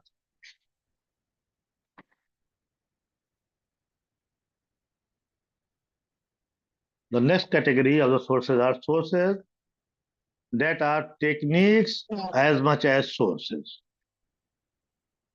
For example, place names, toponymy. Place name, maps, aerial photography, statistics, serology, that is a study of blood serum, paleobotany, process and techniques, for example, surviving industrial process and craftsmen at work. Whole map of the courses. For example, if when you talk about Banaras, then we always remember James Williamson. Basically, he created map of Banaras. That is very old map of Banaras, and for every study, that is very important source of history.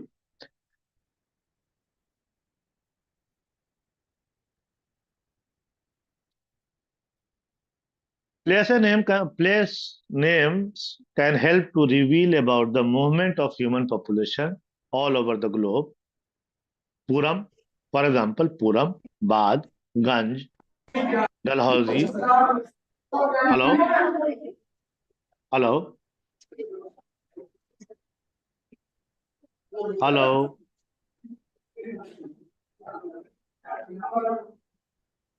Professor, you can continue, Professor. Hello? Professor, am I audible? You can continue, Professor. Yeah, you are audible. Yeah, so tell me, Yes. what happened? Any problem, sir? No, sir, no issues. We'll rectify, sir. You can No, continue. I shall continue. Yeah, yes, you can continue, brother, sir. Okay, okay. No further disturbance. So if you go any places, then you will find lot of baths will be there. Firozabad, Murshidabad, lot of purams you will find, lot of ganj you will find. Basically, if you talk about the ganj, then I have to mention something here because if you read Bailey, C.A. Bailey, Rural Townsman and Bazar, he is mentioning that in 18th century, there was the emergence of Kasbar Ganj. Ganj was a market city of Hindu Baniyas. And if you see the North Indian route, then you will find lot of the places that is named on the basis of Ganj. Nowadays also there is a fashion of changing the uh, uh, name of the cities. The many cities, name of the cities were changed. That is also a part of history. Basically, if you read history, that will become history. Then people will write about it, that why it was named and why name was changed. What was the controversy? All these things. That is also important part of history.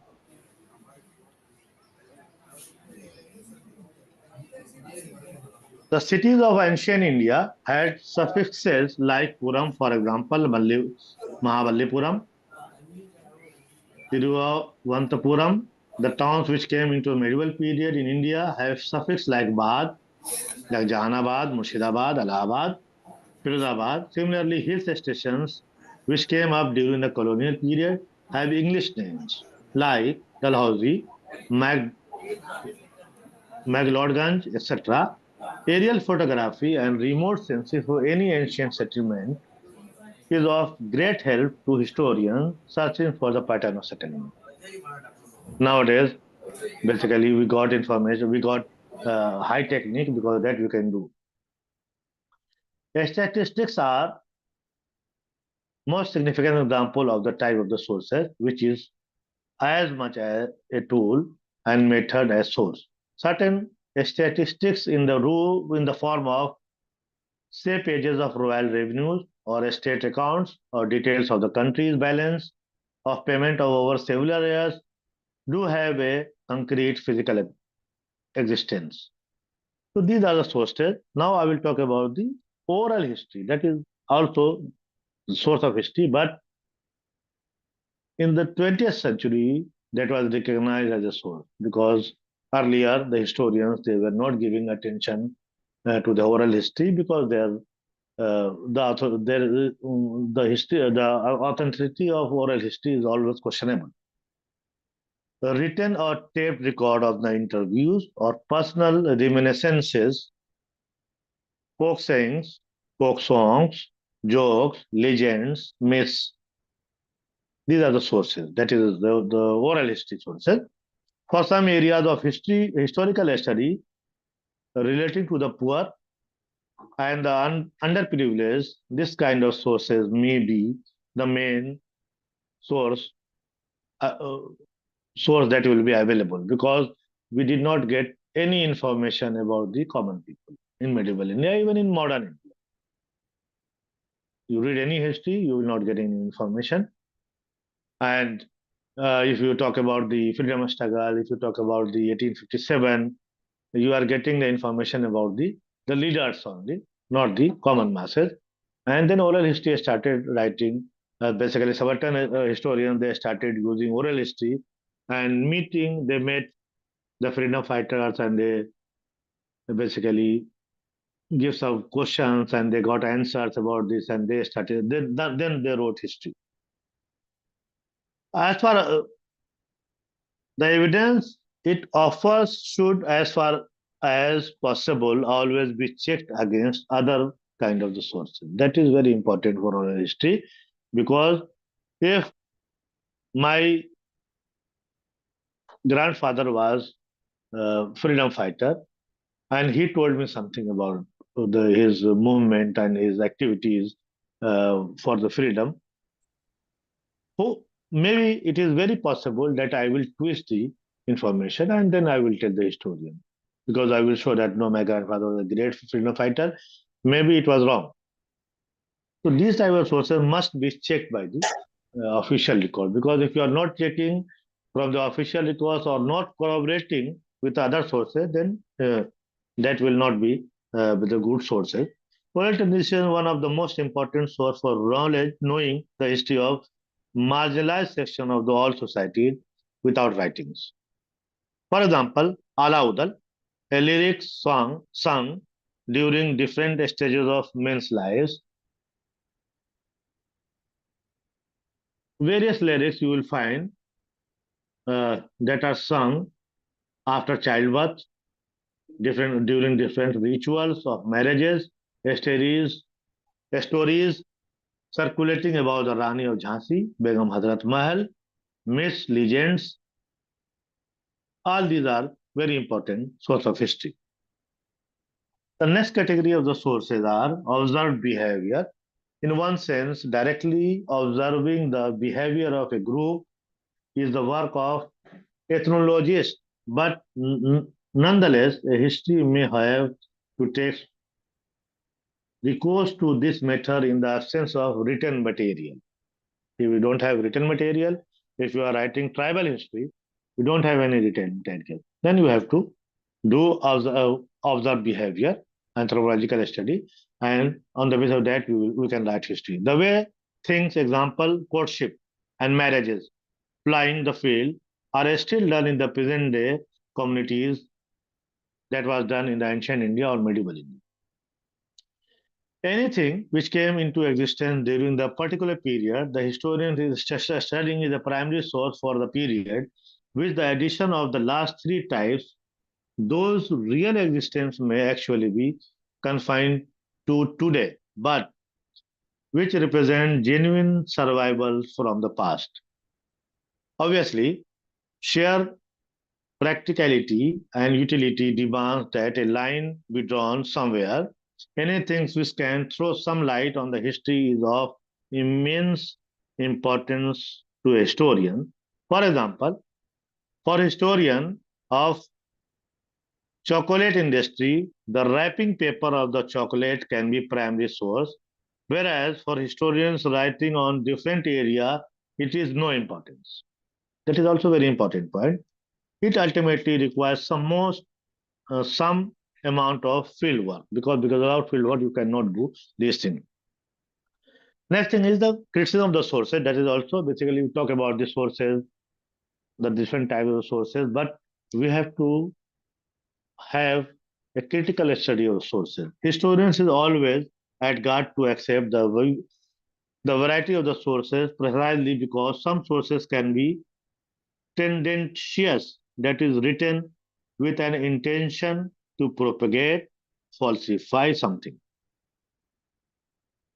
Basically, if you read source of Akbar period, one book is Akbarnama. Always we read Akbarnama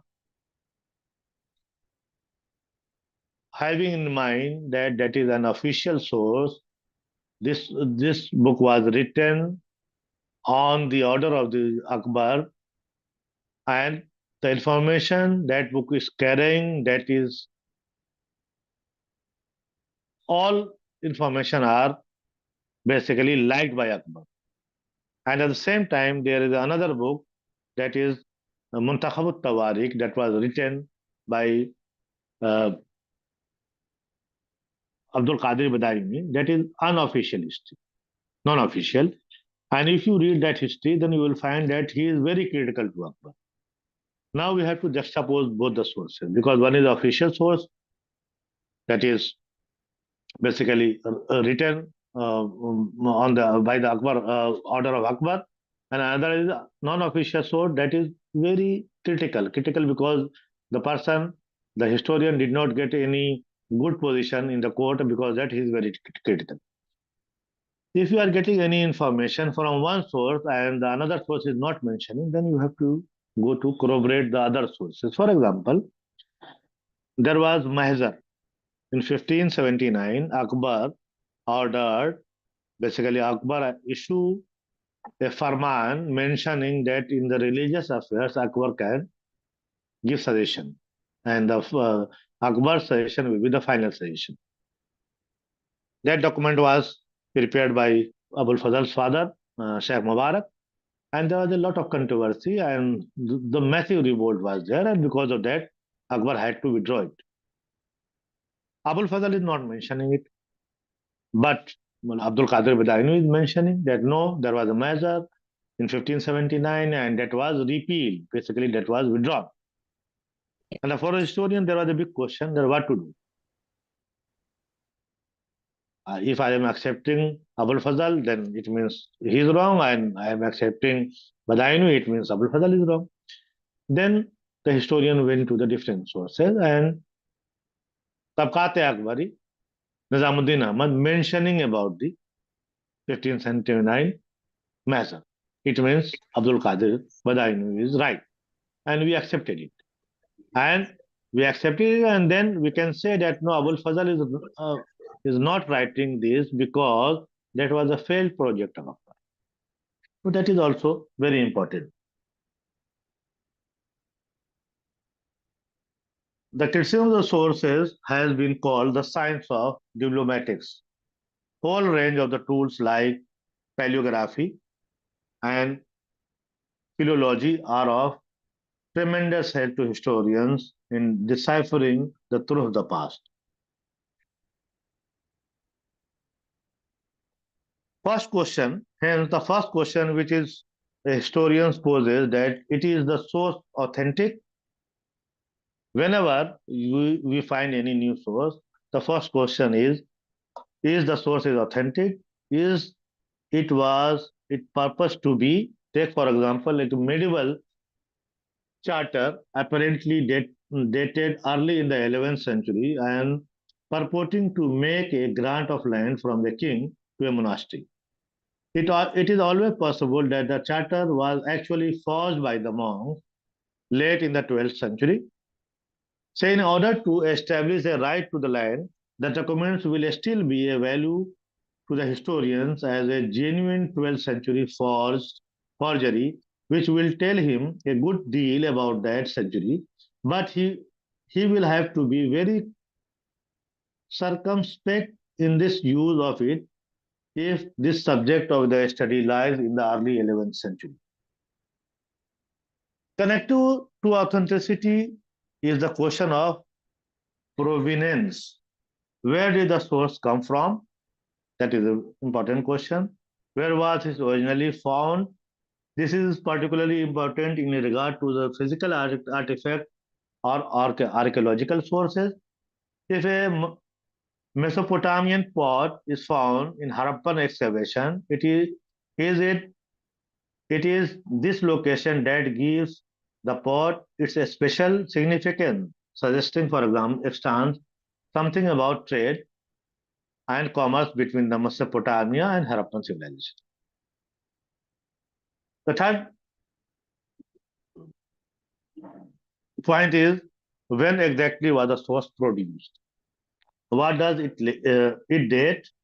How close it is its date to the date of the event to which it relates, or to dates relevant to the topic being investigated? I told you that Chandwardai wrote a novel that was after 200 years of Battle of Troy.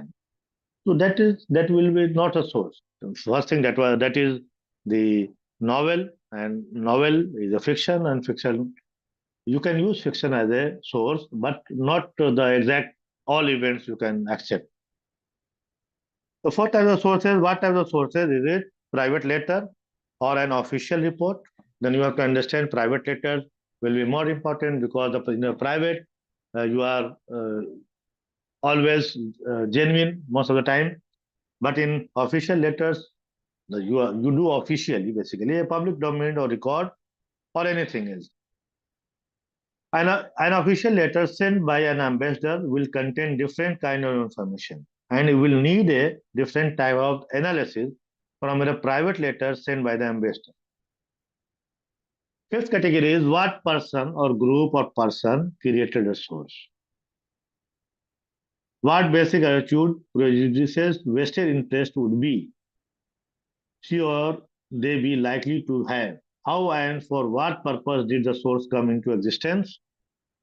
To whom was it written? For address to an ambassador's report on condition of the country in which his station may be biased or wrongly judged. These are the categories of the sources. For example, basically, I have 7 minutes.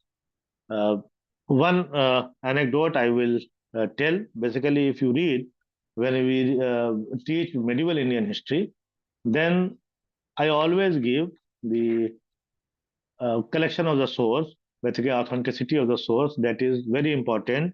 And I also give the example of Hadith collection. Hadith is the sayings and deeds of Prophet Muhammad. The Quran is the law book or main book of the Muslims, and everything is not written in Quran. When Prophet Muhammad was alive, any problem occurred about the performance, about the rituals, all these things, people always go to the Prophet Muhammad and ask that what to do, and he always said that you have to do this, or what Prophet Muhammad was doing, the people copied. After the death of Prophet Muhammad, the question arises that now what we will do if there will be any problem in religious affairs. Prophet Muhammad is not alive, and the Prophet Muhammad, what he did and what he said, that is in oral form. So there must be collection of these things. That is called hadith. That was called hadith, the collection. The historians, basically the ulama means the religious people. They started collecting of the hadith, and then they knew that no. For example, I said that Prophet Muhammad was doing this thing, and I saw it, or basically I heard from my father or from my teacher. The historians, basically I am using, but basically the ulama, they came to me and they asked that tell me what you know about Prophet Muhammad in this matter. I told him that no, I said that no, I know all these things. They wrote this, and then they inquire about me, the adjoining region and adjoining area, that the person is very the person is good or not, he is lying, or basically what is his image, basically all things they inquire about me. If I am good person, they accepted my statement, and then they went to the different, from where I got the information. I got information from my teacher, they went to my teacher, and all the same thing they did. And my teacher said that no, I heard from my grandfather or my uncle or any. Then that is called isnad. Isnad means chain of narrators. So that is the best example of history writing. And if they get any information about the person who are saying that this is the hadith that was not good, then that hadith was put in the Zaif category, basically not authentic category. So by this saying, I will conclude my lecture, and there are 5 minutes that is for you. If you want to ask any question, then you can. Thank you very much. Thank you, Professor. We have a question and answer session. Participants can raise their hands up to have any queries regarding the session. The host will permit you to join. Participants can raise question. The host may let you in.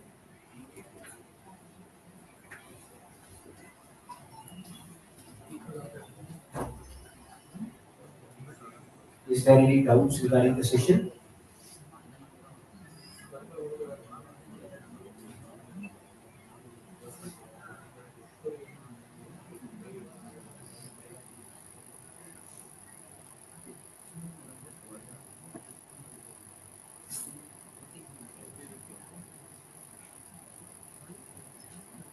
Professor, sir, you wind it up.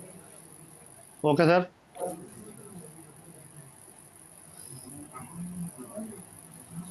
Do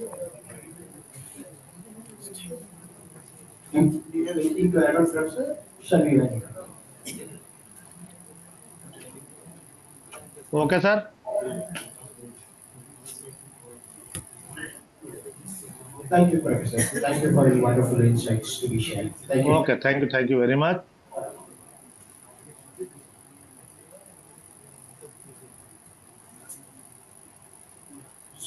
So next we have third technical session of the day.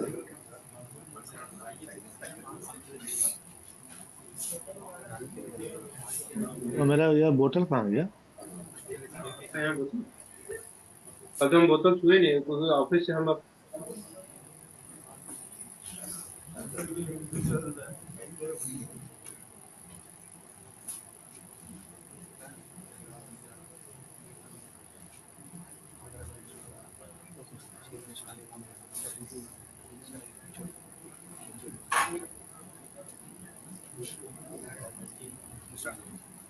Before we enter into the technical session,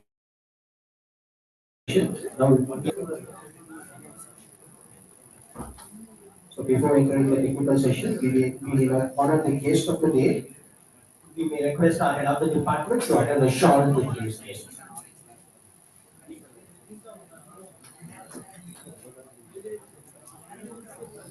Please give a round of applause.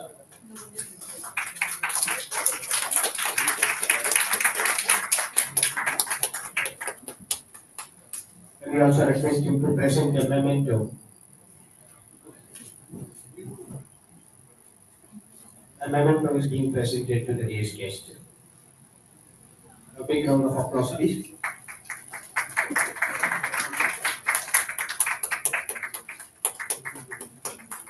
Thank you for all the dignitaries on the stage. So we will now enter into the third technical session of the day, Research Ethics and Integrity. Dr. R. Balasubramanian is with us, Professor, Department of Library and Information Science, Bharati National University. Sir has an impeccable teaching and research experience of 15 years in academic forum. Sir holds following additional responsibilities: Coordinator, Center of Research Ethics and Plagiarism, Committee Member of Publication Care, Bharatanagar University, and Nodal Officer of Tamil Virtual Academy. His area of research interests are psychometrics, e-research, DigiLibrary, and knowledge management. Sir has presented in 48 conferences and published in 53 journals on international forum. Sir owns 576 citations with H index of 15. Sir has accomplished a major project from ICSSR and an ongoing project from ICSSR. He has received National Level Best Teacher Award in 2016 and consecutively in 2022. Sir has delivered 167 special lectures to date.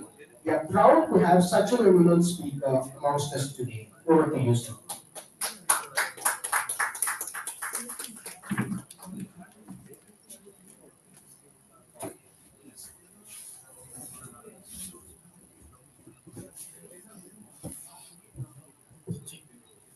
Good afternoon. Really, it's a great pleasure and honor to me to be the host of Jamal Board College and the particular Department of Chemistry. Also, like to express my sincere thanks to another government faculty members, scholars, and students. Here, I'm going to explain research ethics and plagiarism. Mostly PhD students and scholars and faculty members. Here, before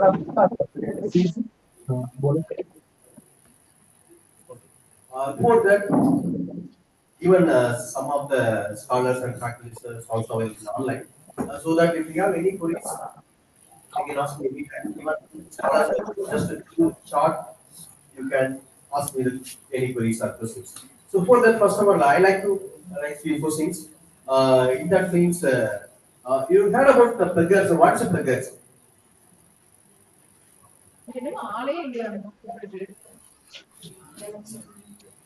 Okay, no problem. It's online discussion.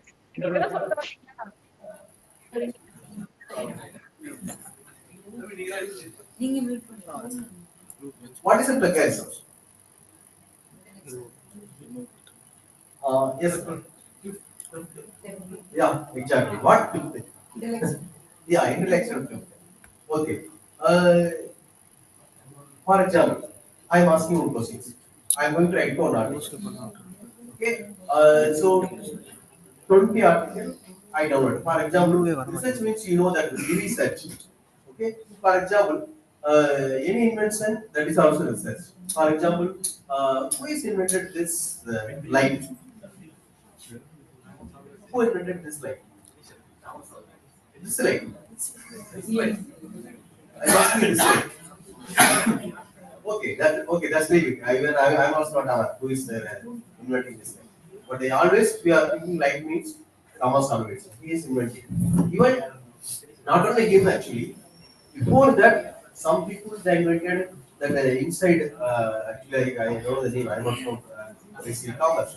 So some people invented. So basically, based on the research, again they are doing some research.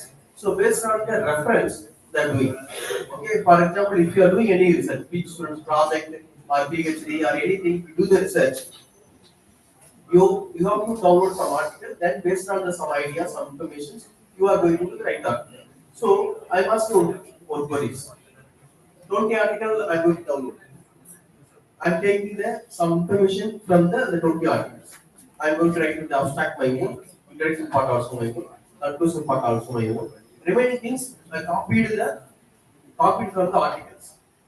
I put the proper reference. Whether this is a plagiarism or not. Can you understand my question? Can I take Tamil or English or bilingual? Which one is best? Tamil. Bilingual. Okay. நான் என்ன பண்றேன் 20 article download பண்ணிட்டு அங்க இருந்து சில informations நான் எடுத்துக்கிட்டு அத ப்ராப்பரா ரெஃபரன்ஸா போடுறேன். ஓகேவா? சோ இது வந்து பிளகர்ஸ் வருமா வராதா? ஒரு ஆர்டிகல் வந்து எடுத்தா திருட்டு சார். அதுல இருந்து எடுத்தா திருட்டு. அது சார் நான் திருட்டு சொல்றேன் பிளகர்ஸ் மீன்ஸ் தமிழ் வாய் எக்ஸ்பர்ட்டா இருக்கீங்க. ஓகே இது பிளகர்ஸும் இல்ல. நான் ப்ராப்பரா ரெஃபரன்ஸ் போட்டேன். இந்த இடத்துல இத எங்க இருந்து எடுத்தேன் எல்லாம் சொல்லிட்டேன். 20 ஆர்டிகல் 30 ஆர்டிகல் சொல்லிட்டேன். அத எடுத்து காப்பி பண்ணி பேஸ்ட் பண்ணிட்டேன். இது பிளகர்ஸ்ல வருமா?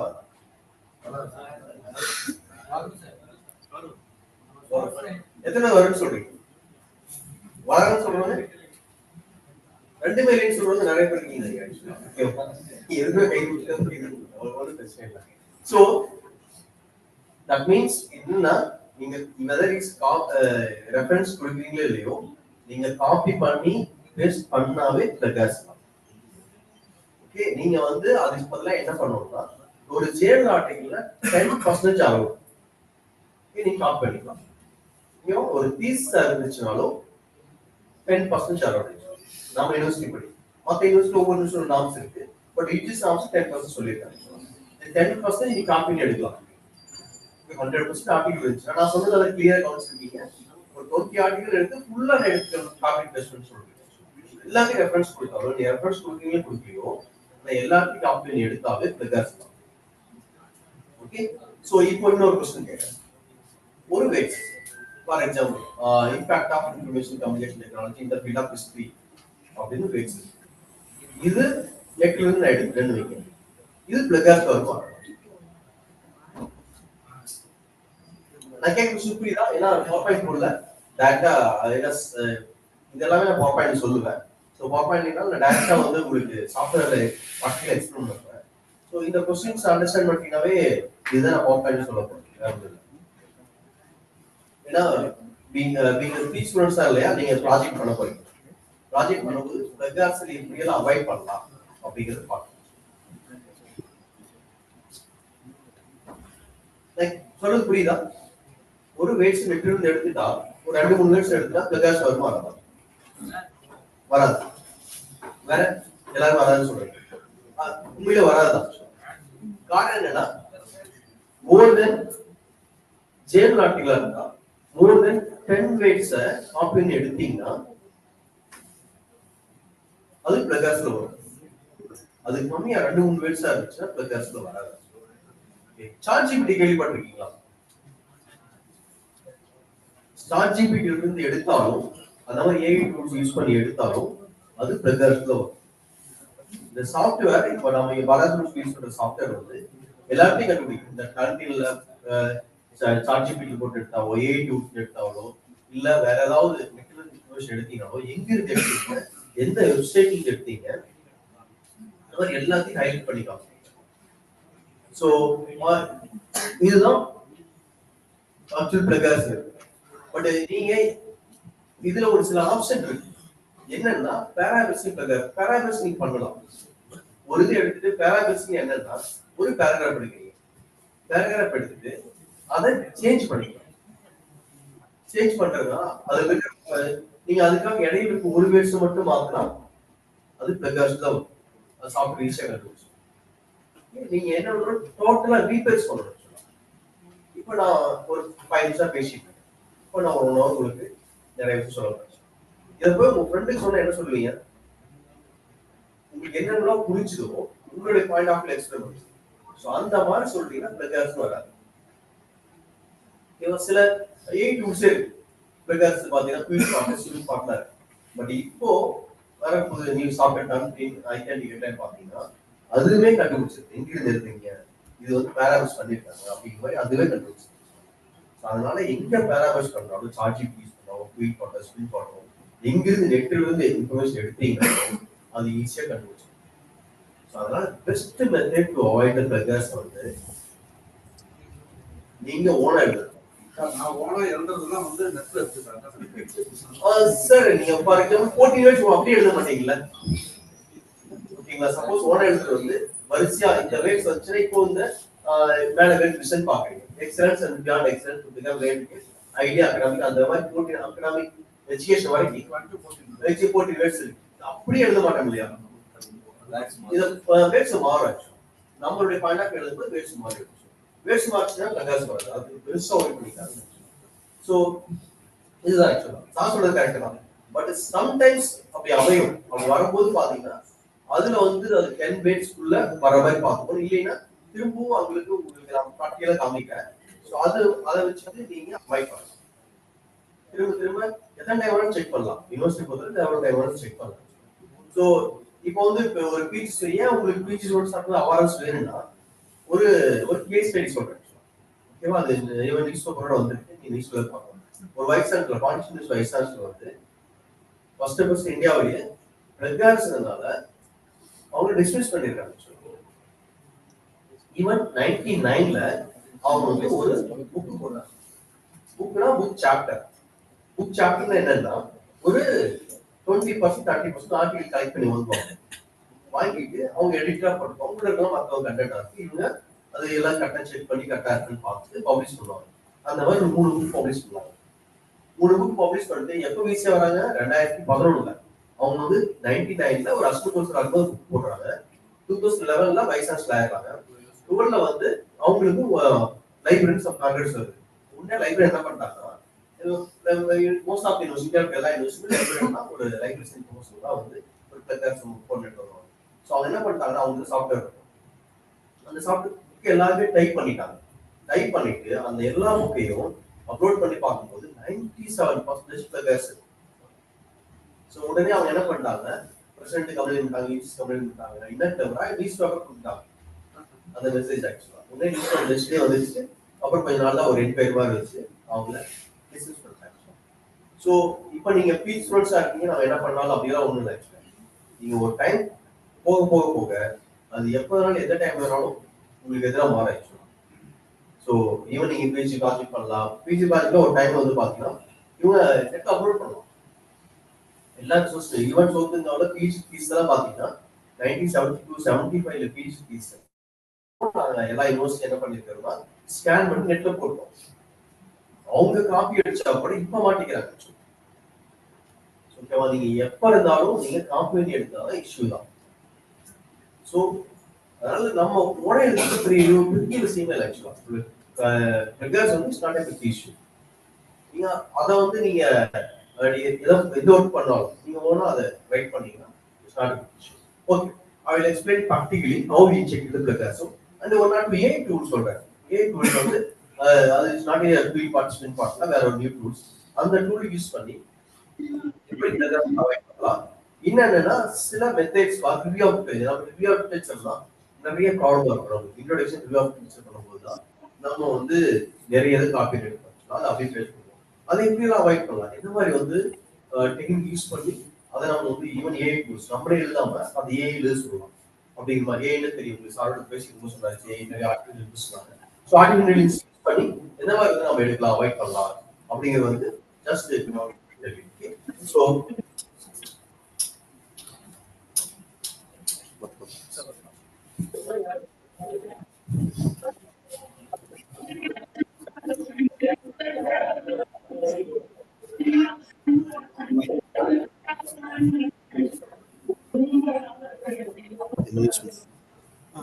ஷேர் ஸ்க்ரீன் கொடுத்துருங்க சார். ஓகே ஷேர் ஸ்க்ரீன் கொடுத்துருங்க. இல்லை ஃபஸ்ட் ஒரு 2 மினிட்ஸ் பண்ணி அப்புறம் பண்ணிக்கலாம். ஓகே இன்னும்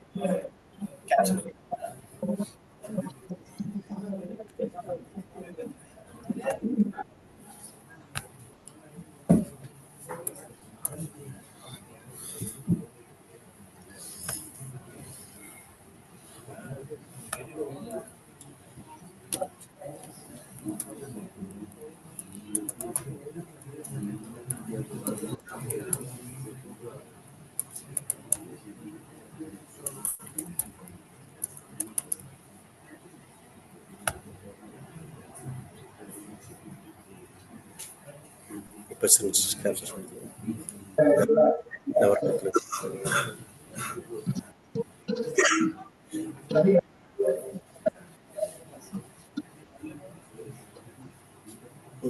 சார் இந்த ஸ்க்ரீன் கிளிக் பண்ணிட்டு ஓகே ஓகே எந்த ஸ்க்ரீன்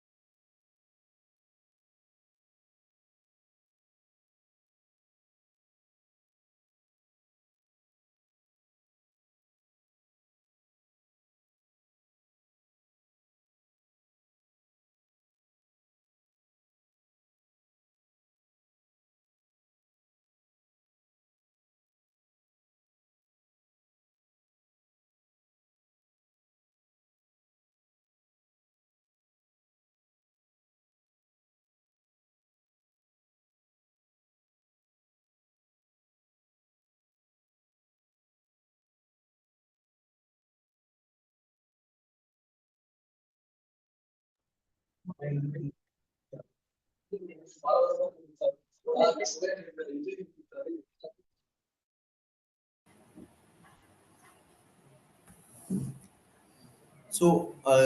அங்கேயே வச்சுருங்க.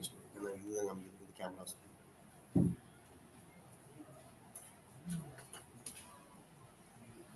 ஸோ அதுக்கு மேலே இருந்துச்சுன்னா இஷ்யூ தான் ஆக்சுவலி. ஸோ ஓகே, அதனால நீங்க ஒரு வந்து 5 to 8 டெஃபினிஷன் வச்சுட்டா அந்த இஷ்யூ இல்லை. ஓகே, நெக்ஸ்ட் வந்து இதுல எப்படி அவாய்ட் பண்ணலாம்? அவாய்ட் பண்றது பெஸ்ட் மெத்தட் என்னன்னா ஓனா ரைட் பண்றதுதான். ரெண்டாவது என்னன்னா பேராகிராஃபிங் பண்றது. பேராகிராஃபிங் என்னன்னு கேட்டா ஜஸ்ட் நீங்க ஒண்ணு எடுக்கிறீங்க, எடுத்துட்டு நீங்க ஓனா டைப் பண்றது. ஸோ இன்னும் ஒரு டூல் மட்டும் சொல்றேன், ஆக்சுவலி 2 டூல் சொல்றேன். அந்த 2 டூல் யூஸ் பண்ணி ஓரளவு நீங்க அது பிளகர்ஸ்ல அவாய்ட் பண்ண முடியும். டவுன்லோட் பண்ண ஓகே, அது மட்டும் எடுங்க வச்சுக்கலாம். ஒரு நிமிஷம் இதை க்ளோஸ் பண்ணிடுங்க. எக்ஸ்பிளைன் பேப்பர் நீங்களே கொஞ்சம் ஒர்க் பண்ணுங்க. நான் சொல்றது மட்டும் ஃபாலோ பண்ணுங்க. ஓகே,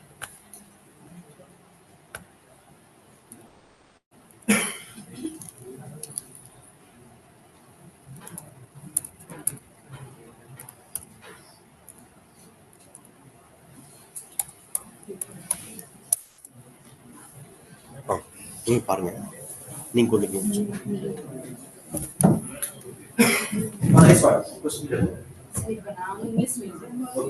என்ன சப்ஜெக்ட் பண்ணீங்க? இங்கிலீஷ். அதுல பண்ண இன்டர்ன் பண்ணும்போது அது எப்படி செட் ஆகிட்டு இந்த அப்ளை பண்ணும்போது அது எப்படி ஒரு பேப்பர் எழுதிட்டேன். ஆத்தரோட ஒரு 7 லைன் அது இன்டர்ன் பண்ணுவோம். அப்ப அப்படி ஒரு 5 கோட்ஸ் நான் கொடுக்குறேன். அதை எடுத்துட்டு எப்படி செட் ஆகிட்டு இல்ல, அது நாங்க எடுத்துருவோம். அது வந்து நீங்க எடுக்க முடியாது ஆக்சுவலா. டபுள் கோட் கொடுக்கறதோட உங்களுடைய ஒர்க் முடிஞ்சது. டபுள் கோட் கொடுத்து யார் எழுதுறாங்களோ முடிஞ்சது. கீழே ரெஃபரன்ஸ் கொடுத்துருவீங்க. அது வந்து டைம்ல ஆட்டோமேட்டிக் எடுக்கும். இப்போ நாங்க பேப்பர் அனுப்புறோம் சார். உங்களுக்கு அனுப்புறேன். 5000 வேர்ட்ஸ் இருக்குன்னு சொல்லிடுங்க. நான் அதுல ஒரு 4 கோட்ஸ் அனுப்புறேன். Okay, fine. அதோட சேர்த்து அந்த 26% காட்டுங்க. இல்ல, அதான் அதுக்கு தான் என்ன நினைக்கிறா. இப்போ வந்து அதுல வந்து எக்ஸ்க்ளூட் ரெஃபரன்ஸ் ஒரு ஆப்ஷன் இருக்கும், பாத்துருக்கீங்க ஆக்சுவலா. அதை கிளிக் பண்ணிட்டேன்னா சாஃப்ட்வேர் வந்து ஆட்டோமேட்டிக்கா அதுவே இங்க டபுள் கோட் இருக்கும். அதெல்லாம் பிளகர்ஸ் காமிக்காது. அவ்வளவுதான். அது இப்போ அதான் நம்ம சொல்ல ஆக்சுவலா. சோ அது ஆட்டோமேட்டிக்கா டவுன்லோட் காமிச்சிட்டு எடுத்துக்காது ஆக்சுவலா. எக்ஸ்க்ளூட் நானே கொடுத்துருவோம், அட்மினே கொடுத்துருவோம் ஆக்சுவலா. பட் ஆனா இதுல என்ன ப்ராப்ளம்னா ஒரு ஆர்டிகல் இருந்தா 2-3 ரெஃபரன்ஸ் கொடுக்கலாம். நீங்க நிறைய ரெஃபரன்ஸ் இங்கிலீஷ்ல என்ன ப்ராப்ளம்னா எல்லா பக்கத்துலயும் குட் பண்ணி எழுதுவீங்க ஆக்சுவலா. புரியுது. சோ அந்த டைம்ல ஒரு சப்ஜெக்ட் இந்த மாதிரி மாத்துவோம் ஆக்சுவலா. இப்போ சப்ஜெக்ட்ல நிறைய இருக்கு தெரிஞ்சுன்னா அதை ஓகே கொடுத்துருவோம், அலோவ் பண்ணுவோம். ஸோ அது ஒரு இஷ்யூ இல்லை. ஸோ அது வந்து சப்ஜெக்ட் வெரி ஆகும். சில சப்ஜெக்ட் ஹிஸ்ட்ரி எல்லாம் பார்த்தீங்கன்னா எல்லாமே போட்டு கொடுக்க முடியாது. இங்கிலீஷ்ல தான் ஏன்னா நீங்க ஃபுல் அண்ட் ஃபுல் எழுதுறது எல்லாமே ஒரு நாவல் கோட் பண்ணி எழுதிங்க. ஸோ அப்படின்னா நீங்க டபுள் கோட் கொடுக்கலாம். But double quote best method என்னன்னா நீங்க அவங்க என்ன சொல்ற நீங்க ஓனா எழுதிட்டு அந்த பிரச்சனை இருக்காது. சம்டைம்ஸ் ஒரு போயமா இருந்தா நீங்க அப்படியே சொல்லி ஆகணும். ஒரு நாவல் மாதிரி இருக்கும்போது நீங்க ஓனா எழுதுனா தட்ஸ் பெஸ்ட். இது வந்து எப்படி இந்த explainpaper.com இது ஒரு AI டூல். இந்த டூலை யூஸ் பண்ணி எப்படி வந்து பிளகர்ஸ் அவாய்ட் பண்ணலாம் அப்படி மாதிரி பார்க்கலாம். ஜஸ்ட் நீங்க சைட் கூகுள் போயிருங்க. உங்களுடைய மெயில் ஐடிக்குள்ள போயிருங்க.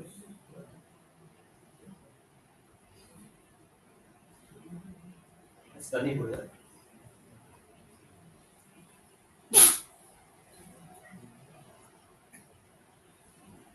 இங்க அப்லோட் PDF ஒரு PDF மட்டும் தான் அப்லோட் பண்ண முடியும். சோ ஒரு ஆர்டிகிளோட PDF அப்லோட் பண்ணிடுங்க.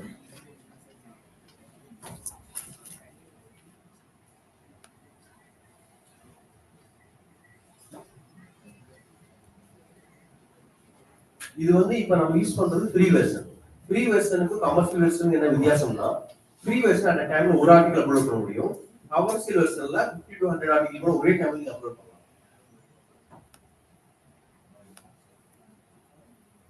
நீங்க பாத்தீங்கன்னா புரியும். begin reading பண்ணுங்க. இது ஏஐ அவ்வளவு ரீட் பண்ணிடுச்சு. இது ஃபுல்லா அது படிச்சு மெமரி ஆயிடுச்சு. இப்போ உங்களுக்கு ஒரு புக்கை கொடுத்து படிச்சு மெமரி பண்றதுக்கு எவ்வளவு நேரம் ஆகும்? ஸோ இது வந்து ஒரு செகண்ட்ல அவ்வளவுதான் மெமரி பண்ணிடுச்சு. உள்ள போச்சுன்னா மெமரி ஆயிடுச்சு. இப்போ இந்த ஆர்டிகிள் பத்தி எந்த கொஸ்டின் கேட்டாலும் இது ஆன்சர் பண்ணும். ஓகே, ஸோ இப்போ நம்ம வந்து என்ன பண்றோம்னா இது இருக்கு வரைக்கும் சும்மா அப்படியே டாக் பண்ணி அண்டர்லைன் பண்ணலாம். டாக் பண்ணி எடுப்பீங்க இல்லையா, அந்த மாதிரி ஏதோ ஒரு லைன் போதும். எஸ். இப்போ வந்து எக்ஸ்பிளைன் கேட்கும். இப்போ ஒரு லைனை காப்பி பண்ணிட்டு எக்ஸ்பிளைன் கேட்டாரு, அந்த லைனை பத்தி எக்ஸ்பிளைன் கொடுக்குறது. ஓகேவா? இப்போ வந்து ஆஸ்க் ஏ ஃபாலோ அதை கிளிக் பண்ணு. நம்ம என்ன பண்ணுவோம், ரிவ்யூ ஆஃப் டெக்ஸ்ட்ல என்ன பண்ணுவோம், மோஸ்ட்லி சம்மரி கேட்போம். சம்மரி ஆஃப் ஆர்டிகல் தான் nothing but review of text சொல்லலாம். இல்லைன்னா சம் இன்ஃபர்மேஷன்ஸ் ஏதாவது கேட்போம். அந்த ஸோ நீங்க சம்மரி ஆஃப் ஆர்டிகல் கேட்போம். Summary of this article.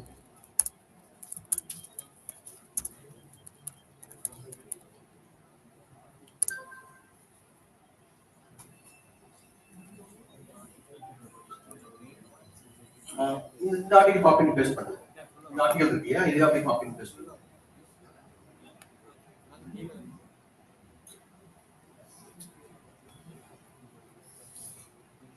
Copy explain பண்ணுங்க. எக்ஸ்பிளைன் கொடுங்க சார்.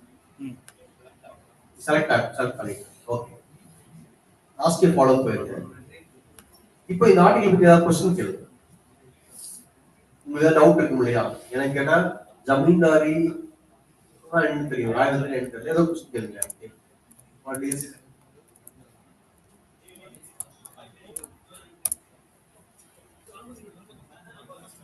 ஓகே. சோ இந்த மாதிரி மகாவரி பத்தி இந்த ஆர்டிகல் என்ன சொல்லுது அப்படின்னு ஃபுல் எக்ஸ்பிளனேஷன் கொடுங்க. So I need review for this article.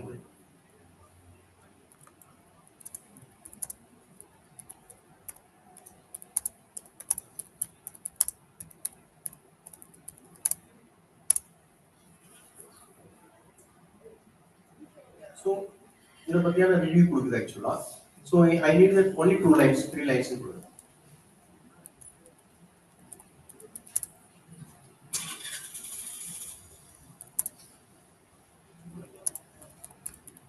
Two lines only. Okay. இப்போ இந்த ஆர்டிகல் வந்து ரொம்ப கன்சிஸ்டா என்ன சொல்ல வருது அப்படின்னு வந்து 4 or 5 lines சொல்லுது. So, இப்போ இதை யூஸ் பண்ணீங்கன்னா பிரகாஷ் வராது. ஓகே, இந்த மாதிரி ஒவ்வொரு ஆர்டிகல் இப்போ நீங்க கமர்ஷியல் போனீங்க என்ன ஆகுதுன்னா அதை யூஸ் பண்ணிருக்கீங்க. ஒரு 50 ஆர்டிகல் அட் டைம்ல அப்லோட் பண்ணிட்டு இந்த ஆர்டிகல் எல்லாத்தையும் ரிவ்யூ கொடுத்தா சில ஆர்டிகல் வந்து கான்செப்ட் ஒரே மாதிரி இருக்கும். அதை வந்து கொடுத்துட்டு அது ரெஃபரன்ஸ் அதே மாதிரி சொல்லிடும். ரெண்டு ஆர்டிகல் இதுதான் சேம் மீனிங் சொல்லுது அப்படின்னு சொல்லிடுறேன். இந்த ஆர்டிகல் பத்தி எந்த டவுட் வேணாலும் நீங்க கேட்க முடியும். ஒரு சப்போஸ் கீழே வந்து ஏதோ ஒரு லைன் புரியல கூட அந்த லைன் ஜஸ்ட் கம்ப்ளைண்டா கூட அதை எக்ஸ்பிளைன்னா ஆட்டோமேட்டிக்கா உங்களுக்கு அதை பத்தி எக்ஸ்பிளைன் பண்ணுவோம். ஸோ இது ஒரு ரிசர்ச் பண்றதுக்கான ஒரு ஆர்டிகல் பண்றதுக்கு நம்ம சில டைம் வந்து பேசிக் டவுட்டாவே இருக்கும். இது என்ன சொல்ல ஒரு ஆர்டிகல் புரியாம பட் நமக்கு இந்த கண்டென்ட் தேவையா இருக்கும். ஸோ அப்போ எல்லாம் பார்த்தீங்கன்னா பர்டிகுலர் இங்கிலீஷ் சொல்லலாம் ரொம்ப யூஸ்ஃபுல்லா இருக்கும். ஸோ அந்த போயம் என்ன சொல்ல வருது உங்களுக்கு புரியாம இருக்கலாம். ஜஸ்ட் அதை காப்பி எடுத்து ப்ளீஸ் எக்ஸ்பிளைன்னா நீங்க எவ்வளவு டைமான கொஸ்டின் கேட்கலாம். ஜஸ்ட் என்ன கொஸ்டின் வேணாலும் கேட்டுட்டே இருக்கலாம். நம்ம ஹாஸ்டல் ஃபாலோ கொஸ்டின் கேட்டே இருக்கலாம். எல்லாம் ஃப்ரீ தான். அதை காப்பி எடுத்து எக்ஸ்பிளைன் பண்ணுங்க. The place describes the Rajavati land tenure system where the individual farmers who hold land are officially against the owners. So, this is a question. Ask a follow-up question.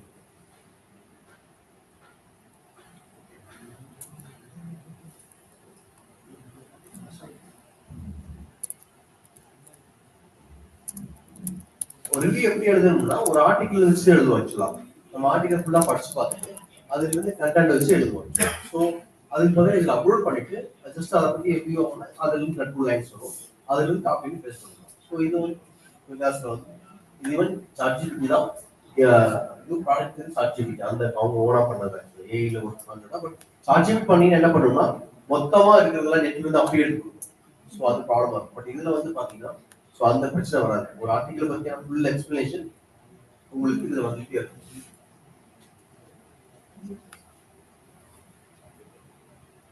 நம்ம question கேட்கும்போது கொஞ்சம் target எடுக்கணும். வேற ஒன்றும் இல்லை. So ஜென்ரலாக கேட்டோம்னா answer பண்ணாது. அந்த ஸ்டேட்மெண்ட் என்ன ஸ்டேட்மெண்ட் சொல்லிட்டு அது காப்பி பண்ணி பேஸ்ட் பண்ணிட்டு கொடுத்தீங்கன்னா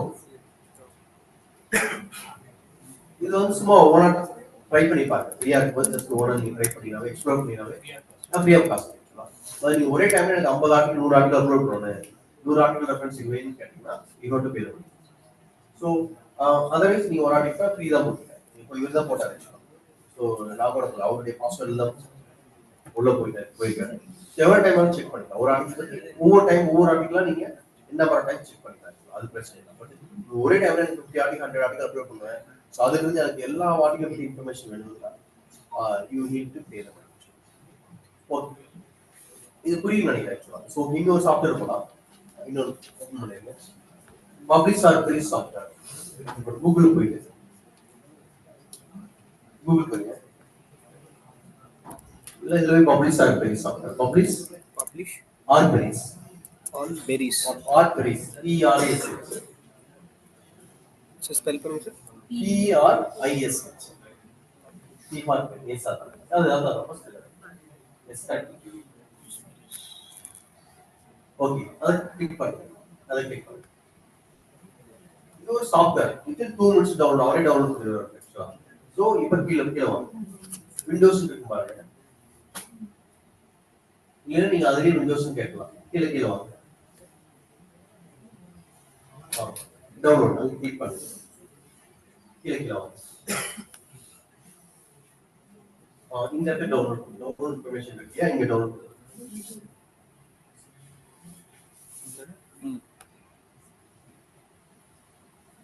இப்போ டவுன்லோட் பண்ணிட்டீங்க. இப்போ just can hold the key there. Yes computer type பண்ணுங்க.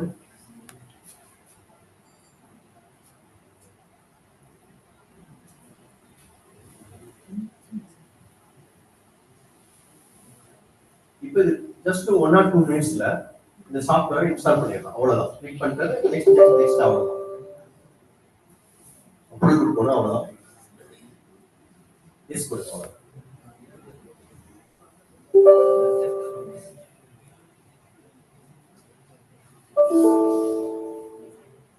வந்துருச்சு, அவ்வளவுதான். இன்ஸ்டால் பண்ணியாச்சு. இப்போ next I agree the terms and conditions. அதை கிளிக் பண்ணுங்க. Install finish.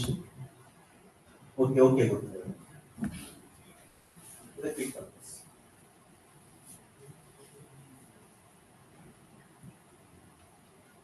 எஸ், இப்போ அது மேக்ஸிமம் பண்ணிருங்க. அடுத்து கூகுள் ஸ்காலர் இருக்கு இல்லையா, அதை கிளிக் பண்ணுங்க. இப்போ இந்த கீவேர்ட்ஸ் இருக்கு இல்லையா, டைட்டில் வேர்ட்ஸ்லயோ உங்களுக்கு எந்த ஆர்டிகல் வேணுங்கிறத என்ன ரிசர்ச் பண்ணி ஸ்காலர் நீங்க என்ன ஆர்டிகல் உங்களுக்கு என்ன ரிசர்ச் பண்றீங்க, தேவை ரிசர்ச் பண்றீங்க. Land revenue system. ஓகே, அதை கிளிக் பண்ணுங்க. கீவேர்ட்ஸ் இருக்கு.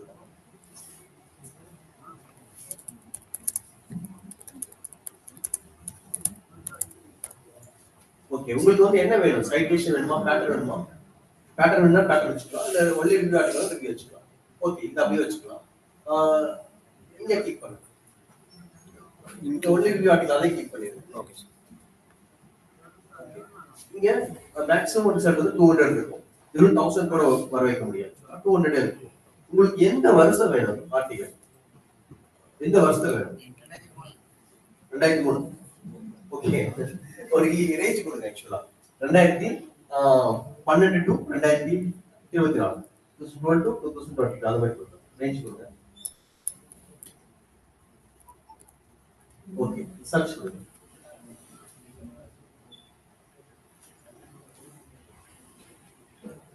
ஓகே, இப்போ ஸ்காலர் பார்த்து ஒரு क्वेश्चन கேட்கிறேன். உங்க கைட போயிட்டு உங்க கைடு சொல்றாரு பெஸ்ட் ஆர்டிகல் வந்து நீங்க கலெக்ட் பண்ணிட்டு வாங்க சொல்றாரு. எதை பேஸ் பண்ணி பெஸ்ட் ஆர்டிகல் கலெக்ட் பண்ணுவீங்க? Google scholar. ஓகே, நான் சொல்றது பெஸ்ட் ஆர்டிகல். கூகுள் ஸ்காலர்ல இந்த வேர்ட்ஸ் போட்டீங்கன்னா 1000 ஆர்டிகல் வரும். ஓகே, எது வந்து பெஸ்ட் ஆர்டிகல் சொல்லுங்க. International journal, international articles, international articles யாராவது இன்டர்நேஷனல் ஆர்டிகல் எக்கச்சக்கமா வரும். ஒரு 2000 ஆர்டிகல் வரும். Open article top 10 article select பண்ண சொல்றாரு. ஓபன் பண்ணி ப்ரிஃபேஸ் ஏதாவது இருந்தா ப்ரிஃபேஸ் படிச்சு பார்க்கலாம். இல்ல ஆர்டிகல் படிச்சு சொல்லுவீங்களா? இல்ல அப்படிதான் மேனுவலா பண்ணும்போது. எஸ், ஃபர்ஸ்ட் இது வருதா? நல்ல ஆன்சர். ஆக்சுவலா எல்லாரும் பண்ணுவோம். ஓகே, ஃபர்ஸ்ட் இது வருதா? பட் ஃபர்ஸ்ட் இது வருதா நல்ல ஆர்டிகல் வராம இருக்கும். ஓகேவா? எது பெஸ்ட் ஆர்டிகல்னா இது வந்து அதிகமா சைட்டேஷன் வருது இல்லையா? ஓகே, சோ அதுதான் பெஸ்ட் ஆர்டிகல். சோ நம்ம எப்படி சூஸ் பண்ணனும்னா அதிகமா ஹைலி சைட்டட் ஆர்டிகல் வந்து பெஸ்ட் டாப் 10 செலக்ட் பண்ணுறது ரொம்ப ஈஸியான மெத்தட். ஏன்னா நிறைய பேர் படிக்கும் போது ஒரு படம் எப்படி ஹிட் ஆகுது, நல்ல படம் எப்படி சொல்றோம்? நீங்க பாக்குறதா கிடையாது, எல்லாரும் பாக்குறதா. ஓகேவா? சோ கதையெல்லாம் இல்ல, எல்லாரும் பாக்குறது நல்லா படம். ஆக்சுவலா கதை ஒரு நல்லா படம் யாரும் சொல்றது இல்லை. சில ரொம்ப சூப்பர் கதையா இருக்கும், அது ஒரே ஓடாது.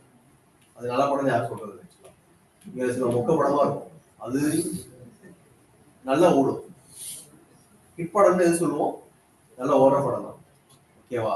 ஸோ அதே மாதிரி தான் நிறைய பேர் புக்கு அப்படிதான், நிறைய பேர் படிச்சாருக்கும் அது நல்ல புக் ஆக்சுவலா. சில கண்டென்ட் நல்லா சூப்பரா இருக்கும், நிறைய பேர் படிக்கிறீங்க. ஸோ எதை பேஸ் பண்ணி ஒரு நல்லதுன்னு சொல்றோம். இப்போ ஆர்டிகல் வந்து எந்த ஆர்டிகல் எப்படி குட் ஆர்டிகல்னு சொல்லுவோம்னா, நிறைய பேர் அந்த ஆர்டிகிளை படிச்சு பார்த்துட்டு அதை ரெஃபரன்ஸ் எடுத்துட்டு அது நிறைய பேர் ரெஃபரன்ஸை கொடுத்தா அது இஸ் அ குட் ஆர்டிகல். ஓகேவா? எப்படி வந்து சயின்டிஸ்ட் அதிகமாக கண்டுபிடிக்கிறது இந்த சாஃப்ட்வேர் ஈஸியாக கண்டுபிடிக்கலாம். ஸோ இங்க வந்து பாத்தீங்கன்னா சைட்டேஷன் இருக்கு, இங்க வச்சிருக்கு, இதெல்லாம் அதிகமா சைட்டிஸ்ட் வாங்கினாங்க. இப்போ 272 இது வந்து நிறைய சைட்டிஸ்ட் வாங்கிருக்கு. கிளிக் பண்ணுங்க 144 அப்படி இதுவும் சைட்டிஸ்ட் நிறைய வாங்கிருக்கு. 267 கிளிக் பண்ணுங்க லேண்ட் வேல்யூ.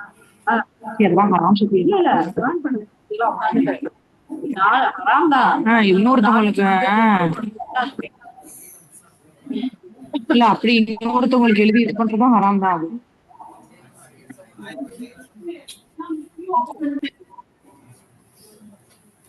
ஹாஸ்ட் கிட்ட எல்லாரையுமே மியூட் பண்ண சொல்லி, அன்மியூட் பண்ண சொல்லுங்க. மியூட் எல்லாத்தையுமே மியூட் பண்ண சொல்லுங்க. எல்லாரும் உள்ள வந்து பேசிக்கிட்டே இருக்காங்க.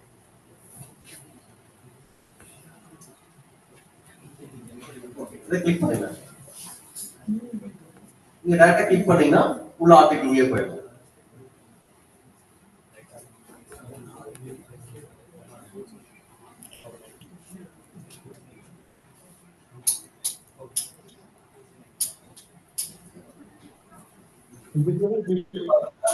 ரிசர்ச் பப்ளிகேஷன் எவ்வளவு பேப்பர்ஸ், எவ்வளவு சயின்டிஸ்ட் வாங்கியிருக்கு. ஸோ இதை ஈவன் நீங்க ஜமால் ஒரு காலத்துல யாரும் பப்ளிஷ் பண்ணிருக்கா அப்படின்னு கூட எடுக்க முடியும்.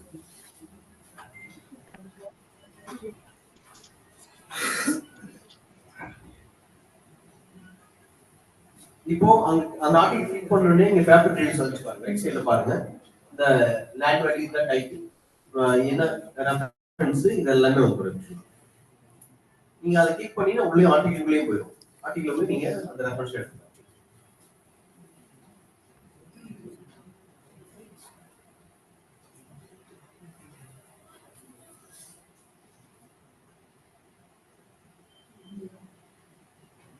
ஓகே, வர sometime due to the net problem.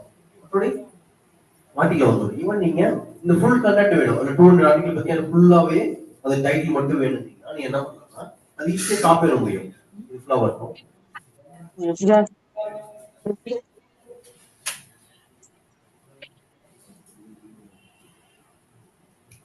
இந்த சைடு காப்பி ரிசல்ட் இருக்கு இல்லையா, சேவ் ரிசல்ட் ஏதோ கிளிக் பண்ணுங்க. சேவ் ரிசல்ட்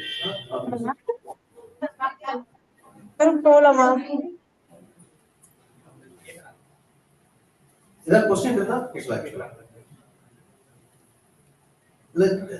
அது சார்ட் பண்ணுங்க. क्वेश्चन கேக்குறோட if you have any questions please chat, then I will answer it. No need to. If you just once I will telling you, if you have any queries or questions please chat, then I will answer.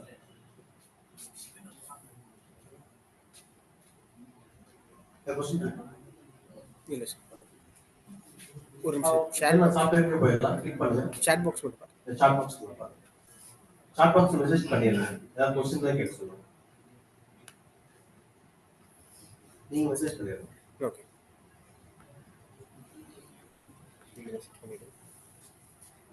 Just click save ரிசல்ட்டோ copy result எதுவும் போலாம். Save result போலாம்.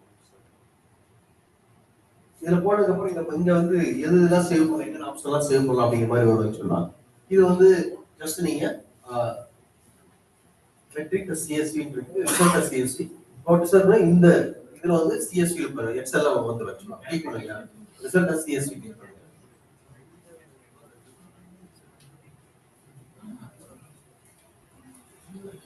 Save பண்ணிட்டீங்க.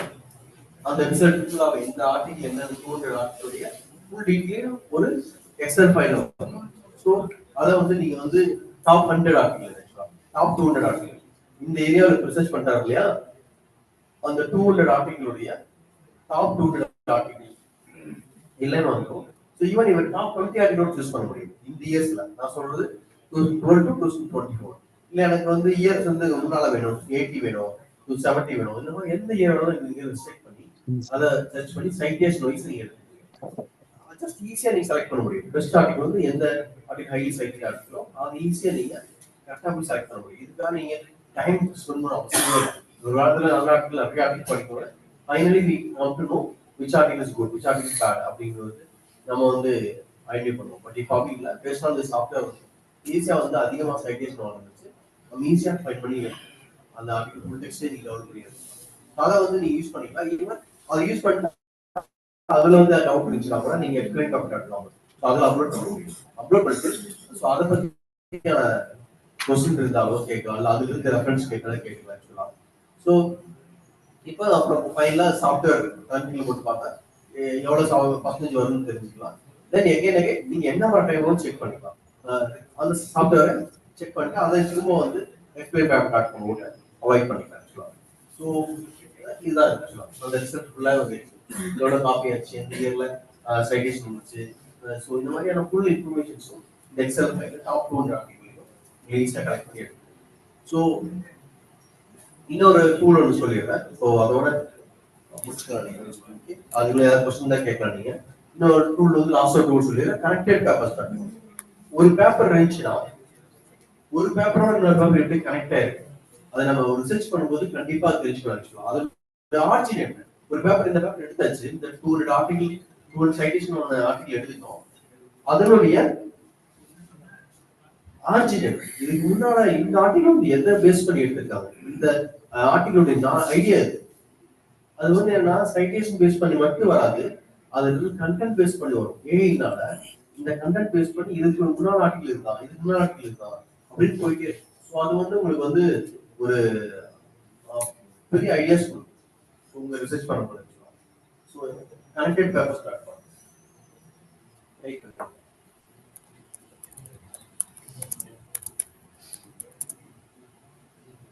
இதெல்லாம் ஏகப்பட்ட tools இருக்கு. But இது time limitation, நான் அந்த ஒரு 2 டூல்ஸ் மட்டும் எடுக்கிறேன், 3 டூல்ஸ் மட்டும் எடுக்கிறேன். Publisher free software. இத இந்த 3 டூல்ஸ்லயும் இல்ல பிரகாஷ்லயும் ஏதாவது டவுட் இருந்தா நீங்க கேட்கலாம். Even through online also if you have any queries you can chat. Yes அதை கிளிக் பண்ணுங்க.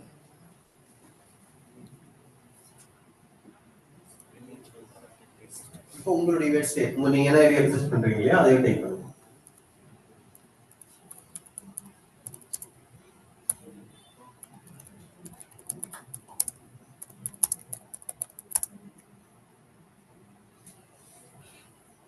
build a graph.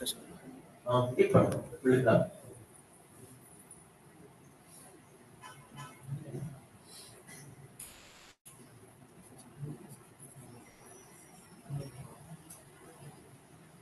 So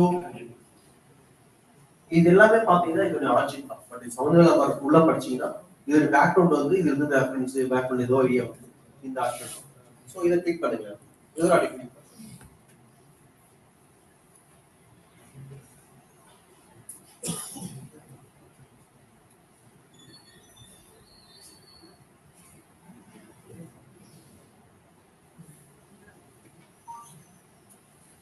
so இதெல்லாமே origin of the paper paste on format settlement in bank அந்த பொலிட்டிக்கல் கன்ஸ்ட்ரக்ஷன் மார்க்கெட் ஃபார்மேட் இதெல்லாமே உங்களுடைய பேசிக்கான origin of. So இந்த side போனீங்கன்னா ஃபுல்லாவே அப்ஸ்ட்ராக்ட் காமிக்கும். அந்த ஆர்ஜின் ஆர்டிகல் அப்ஸ்ட்ராக்ட் காமிக்கும். இந்த ஆர்டிகல் வந்து எதை பேஸ் பண்ணியிருக்கு இதை கிளிக் பண்ணீங்கன்னா எந்தெந்த ஆத்தர்லாம் அதுக்கு இதை பேஸ் பண்ணி எழுதிருக்காங்க, இதை கிளிக் பண்ணீங்கன்னா இதை பேஸ் பண்ணி எவ்வளோ ஆகுது. ஸோ இது எல்லாமே கனெக்ட் ஆகிடும். ஸோ ஒரு ஆர்டிகளுடைய ஆர்ஜின் என்ன அப்படிங்கிறது இப்போ ஒரு ஆர்டிகல் படிக்கிறீங்க, இந்த ஆர்டிகல் ஆர்ஜின் என்ன அப்படின்னு கேட்டால் கஷ்டம். ஆக்சுவலாக ரெஃபரன்ஸ் மட்டும் பார்த்து அந்த ஆர்ஜின் சொல்ல முடியாது. இந்த ஆர்டிகல் ஃபுல்லாக நீங்கள் படிச்சு ஒரு எக்ஸ்பர்ட்டால மட்டும்தான் இந்த ஆர்டிகல் ஆர்ஜின் என்ன சொல்ல முடியும். அவங்க நிறைய ஆர்டிகல் படிச்சுருவாங்க, ஆர்டிகல் படிச்சா சொல்ல முடியும். பட் ஏ டூல்ஸ் என்ன சொல்லுது, ஜஸ்ட் அந்த ரெஃபரன்ஸ் மட்டும் எடுக்காம கண்டென்ட் ஃபுல்லா எடுத்து இந்த கண்டென்ட் வந்து இதோட ஆர்ஜின் என்ன, இதுக்கு மேல ஆர்ஜின் என்ன, ஸோ அப்படிங்கிற மாதிரி கொடுத்துட்டே இருக்கும். இந்த கிளிக் பண்ணீங்கன்னா இதோட ஆர்ஜின். ஸோ அந்த மாதிரி ஒவ்வொரு ஆர்டிகளோட ஆர்ஜின் நம்ம ஈஸியாக தேடி எடுத்து நிறைய படிக்கணும். ரியல் இப்போ ஆர்ஜினல் கண்டென்ட் ஈஸியாக நம்ம ஒரு ஆர்டிகல் பப்ளிஷ் பண்ண முடியும். ரிவ்யூ ஆர்டிகளோட இந்த மாதிரி எடுத்து பப்ளிஷ் பண்ண ஈஸியாக பப்ளிஷ் பண்ண முடியும். நிறைய கேப் வரும். ஸோ ஒரு ஜேர்னல் பப்ளிஷ் பண்றேன்னா ஜேர்னல் பப்ளிஷ் நிறைய ப்ராப்ளம் இருக்கும் இல்லையா? எத்தனை ஆர்டிகல் பப்ளிஷ் பண்ணிருக்கீங்க? செகண்ட் இஷ்யூ வைக்க செகண்ட் இஷ்யூ வச்சிருக்கீங்க. ஓகே. ஆனா என்ன கேட்டா ஸ்காலர்ஸ் வந்து இபிஎஸ் சப்மிட் பண்ணிருக்காங்க. ஓகே. Don't wait. அது பர்టిక్యులர் ஹிஸ்டரி இங்கிலீஷ்லாம் ரொம்ப கஷ்டம். இப்போ ரூல்ஸ் தெரியலையா ஒரு ஆர்டிகல் மாத்திட்டேன். ஒரு ஆர்டிகல் தான் போறேன். சோ ஈவன் அந்த கம்பெனில இருக்கு ஆக்சுவலா. Okay. So that yes sir. ஒரு ஆர்டிகல் என்ன பிளாட்ஃபார்ம் UGC campus ஸ்கோபஸ் தி பாஸ். பழைய ரூல் தான். ரூல் பதிலா ஒன்னு இருந்தா போதும். ஆனா இன்னொன்னு ரெஃப்ரீட் ஜர்னல்ல பப்ளிஷ் பீர் ரிவ்யூல பப்ளிஷ் பண்ணுங்க. அது பீர் ரிவ்யூல ஜஸ்ட் வந்து உங்களுக்கு நெட்ல ஆன்லைன் இருக்கும்னு அதே சமயம் நீங்க மெயில் அனுப்பிச்சிருக்கீங்க இல்லையா, அந்த இது ஸ்கிரீன்ஷாட் எடுத்து வச்சுக்கோங்க. ஒரு கம்யூனிகேஷன் வந்தா பரவாயில்ல, வரவேணும் அந்த ஆர்டிகிளை அப்படி டவுன்லோட் பண்ணி வச்சு எந்த யூஆர் வந்து யாருமே கொடுத்துருக்கீங்க அதை பேஸ் பண்ணி அப்லோட் பண்ணுவோம். ஸோ ஆனால் எனக்கு தெரிஞ்ச ஒரு ஆர்டிகிள் இங்கிலீஷ் ரொம்ப கஷ்டப்படுவாங்க. உங்களுக்கே தெரியும் சீனியர்ஸ்ல இருக்காங்க இல்லையா. Okay. So it's not easy to publish article particular history English commerce economics management. But சயின்ஸ்ல இருந்தால் ரொம்ப ஈஸி. மேத்தமெட்டிக்ஸோ கம்ப்யூட்டர் சயின்ஸோ ரொம்ப ஈஸி. நிறைய ஜெனரல்ஸ் இருக்காது, ஈஸியாக பண்ணிடலாம். பட் ப்ராப்ளம் என்னன்னா ஹிஸ்டரி இங்கிலீஷ் எல்லாம் பண்ண முடியாததுக்கு காரணம் என்னன்னா என்னுடைய ஒப்பீனியன் வந்து இப்போ இவர் வந்து உங்க டைட்டில் என்ன Raitwari settlement and its economic impact of Salem district. Salem district. Okay. இப்போ ஒரு சொல்றது வந்து பாத்தீங்கன்னா எனக்கே புதுசா இருக்கு. ஓகேவா, ஒரு சேலம் டிஸ்ட்ரிக்ட் வந்து சொல்றீங்க இல்லையா, ஆனா இது வந்து எனக்கே புதுசும் போது யூஎஸ்ஏல ஒரு ஆர்டிகல் ஜேர்னல் அனுப்புறீங்க அவங்களுக்கு எப்படி இருக்கும். ஓகேவா, அது நம்ம ஆர்டிகல் பப்ளிஷ் ஆயிடுச்சு வைங்க. இது வந்து எத்தனை பேர் சேலம் டிஸ்ட்ரிக்ட்னு புரிஞ்சு படிக்கிறது இருக்கு. இப்போ உங்க ஆர்டிகல் ஏன் பப்ளிஷ் பண்ணணும்? நான் ஒரு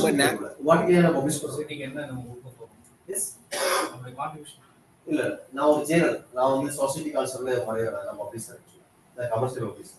உங்களுடைய ஜேர்னல் ஆர்டிகலை எனக்கு அனுப்புறீங்க, நான் ஜேர்னல் பப்ளிஷர். நான் எதுக்கு உங்க ஆர்டிகல் பப்ளிஷ் பண்ணுறேன்? ரிசர்ச் ரைட்டிங் நல்லா இருக்கும். அவ்வளவுதான், வெரி சிம்பிள் ஆக்சுவலா. ஏர்னிங் மணி என்ன பண்ணணும்? உங்க ஆர்டிகல் ஏன் பப்ளிஷ் திரும்ப அதிகம் சைட்டேஷன் அதிகம். எக்ஸாக்ட்லி. உங்க ஜேர்னல் வந்து முக்கியமா அந்த ஸ்கோபஸ்ல பாஸ் அண்ட் ஃபீச்சர்ஸ் கேர்ல சஸ்டைனா இருந்துட்டே இருக்கும். அப்படி எப்படி இருக்கும்னா அந்த ஆர்டிகல் நிறைய பேர் சைட் பண்ணுவோம், நிறைய பேர் ரெஃபரன்ஸ் கொடுப்போம். அப்பதான் அந்த ஜேர்னல் வந்து கண்டிப்பா இருந்துட்டே இருக்கும். ஓகேவா? ஸோ அப்படி இருக்கும்னா நான் என்ன ஆர்டிகல் பப்ளிஷ் பண்ணணும், நிறைய பேர் படிக்கிற மாதிரி ஆர்டிகல் பப்ளிஷ் ஆர்டிகல் வந்து குவாலிட்டி எல்லாம் சொல்லவே இல்லை. நிறைய பேர் படிக்கிற மாதிரி வேணும். ஸோ அந்த மாதிரி படிக்கிற மாதிரி இருந்தால் ஸோ நீங்க என்ன பண்ணலாம்னா இது நல்ல டாபிக் தான் ஆக்சுவலா. பட் இதே மாதிரி பிரச்சனை இந்த மாதிரி கண்டென்ட் பேப்பர்ஸ் ஏன் சொல்லணும்னா இதே மாதிரி ப்ராப்ளம் யூகேல யூஎஸ்ஏல இங்கோது இருக்கும் ஆக்சுவலா. டிஎஸ் 20 இருக்கும். அதை நீங்க கனெக்ட் பண்ணணும் ஆக்சுவலா. இதே மாதிரி பிரச்சனை தான் அங்க இருக்கு, அதுதான் சொல்யூஷன் கொடுத்தாங்க. அதே சொல்யூஷன் இங்கே கொடுக்கூடாது அப்படிங்கிற மாதிரி அந்த ஃபாரின் ஆர்டிகல் நிறைய ஃபாரின் கண்ட்ரியோட கனெக்ட் பண்ணணும். Salem district just fine. ஆனா நீங்க ஜஸ்ட் சேலம் டிஸ்ட்ரிக்ட் மட்டும் சுத்தி வச்சுக்கிட்டு அந்த ஏரியா மட்டும் பண்ணீங்கன்னா நிச்சயமா பப்ளிஷ் ஆக ரொம்ப கஷ்டம். ஒரு நல்ல ஸ்கோபஸ் ஜேர்னல் பப்ளிஷ் ஆகணும். இதே மாதிரி problem international Journal, international Journal நிறைய இருக்கும். ஃபாரின்ல ரேகப்பட்ட பவர்.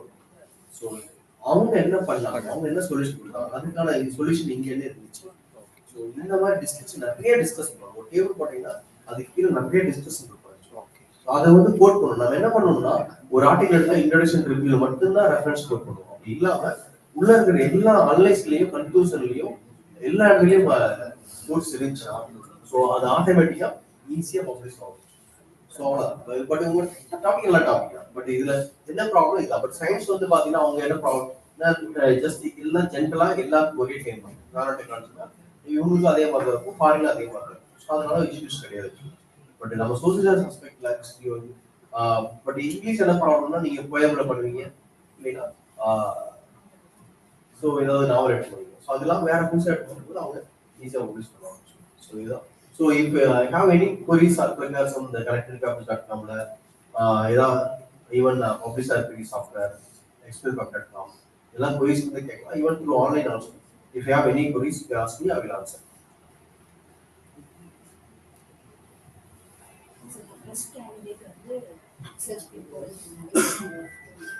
Yes, நல்ல क्वेश्चन ஆக்சுவலா. ஃபர்ஸ்ட் கேண்டிடேட் வந்து ஒரு ஸ்டார்ட் பண்ணும்போது ஒரு ரிவ்யூ நிறைய ஆர்டிகல் கலெக்ட் பண்ணலாம்.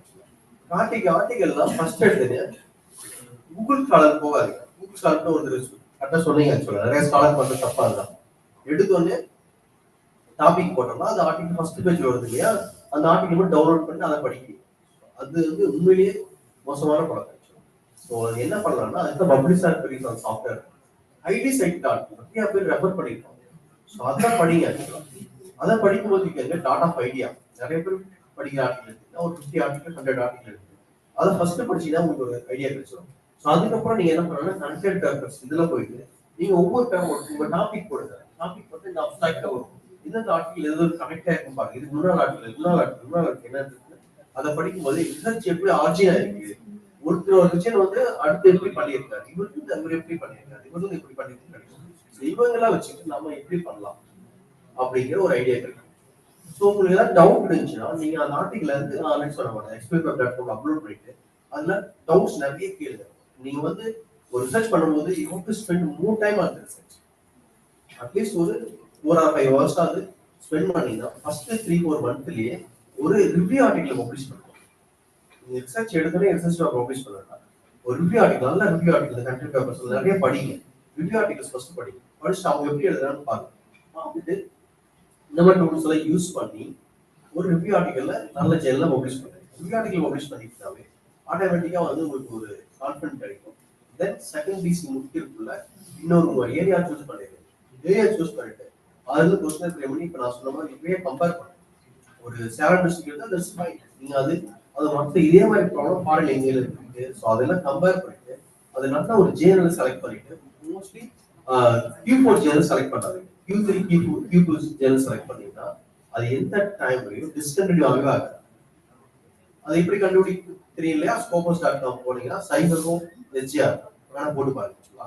சைமருக்கும் எஸ்ஜிஆர் பிராக்டிகலா ஒரு இப்போ நம்ம ஒரு டாபிக் எடுக்கிறோம்னு சார், அது வந்து இதுக்கு முன்னால வேற யாரும் எடுத்திருக்காங்களா இல்லையாங்கிறது எப்படி சார்? அதான் சார், அது பப்ளிஷர் பெரிய சாஃப்ட்வேர் இருக்கு இல்லைங்களா, அது போட்டா வந்து அதுதான் சொல்றேன். ஃபர்ஸ்டே அது ஸ்டார்ட் பண்ண மாதிரி சொல்லிடலாம். ஓகே, இது வந்து saimeru.com போங்க சார். சைம் எஸ்ஜிஆர் ஸ்கோபஸ் போடுங்க. எஸ்ஜிஆர் ஸ்கோபஸ் போடுங்க. எஸ் இருக்கு பாருங்க. எஸ் அதோட இதை கிளிக் பண்ணுங்க.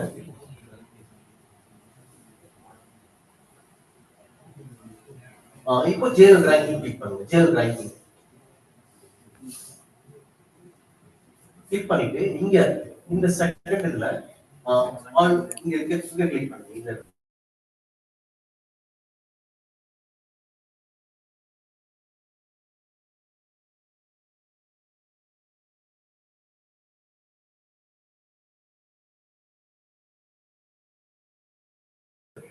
இப்போ உங்க Christian class okay, Christian class science பாத்தீங்கன்னா டோட்டலா 202 ஆர்டிகல்ஸ் இருக்கு.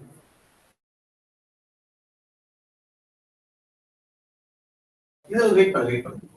இது வந்து ஃபர்ஸ்ட் இங்க தப்பா நீங்க வந்து இன்னொரு டைம் கிளிக் பண்ணுங்க. இன்னொரு டைம் இதை கிளிக் பண்ணுங்க. இதை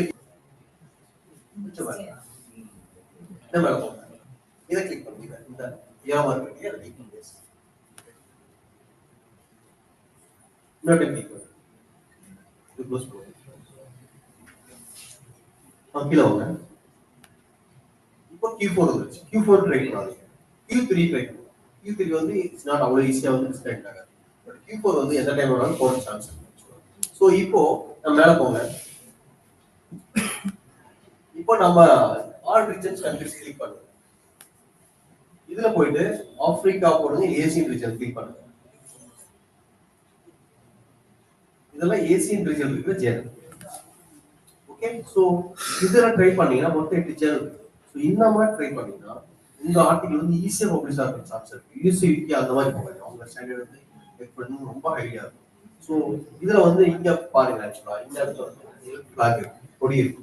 எந்த கண்ட்ரிஸ் கொடி இருக்கு. சோ அதை சூஸ் பண்ணிட்டு எந்த கண்ட்ரி நீங்க டிசைட் பண்ணிட்டு அதுல வந்து நீங்க உங்க ஜேர்னல்ல பப்ளிஷ் பண்ணலாம். இப்போ ஏதோ ஒரு ஜேர்னல் கிளிக் பண்ணுங்க. Korean journal of medical history, history of other so இப்போ கீழே வாங்க. இது ஜப்பான் ஜேர்னல். கீழே வாங்க. இப்போ இதுல என்ன ப்ராப்ளம் நிறைய பேருக்கு ஜேர்னல் வந்து ஃபேக் ஜேர்னலா இருக்கு, ஃபேக் வெப்சைட்டா இருக்கு. அது ஃபேக் வெப்சைட்டா கரெக்டான வெப்சைட் எப்படி கண்டுபிடிக்கலாம்னா, இங்க இந்த ஜெயில் போயிட்டீங்க இல்லையா, இங்க போயிட்டு இங்க home page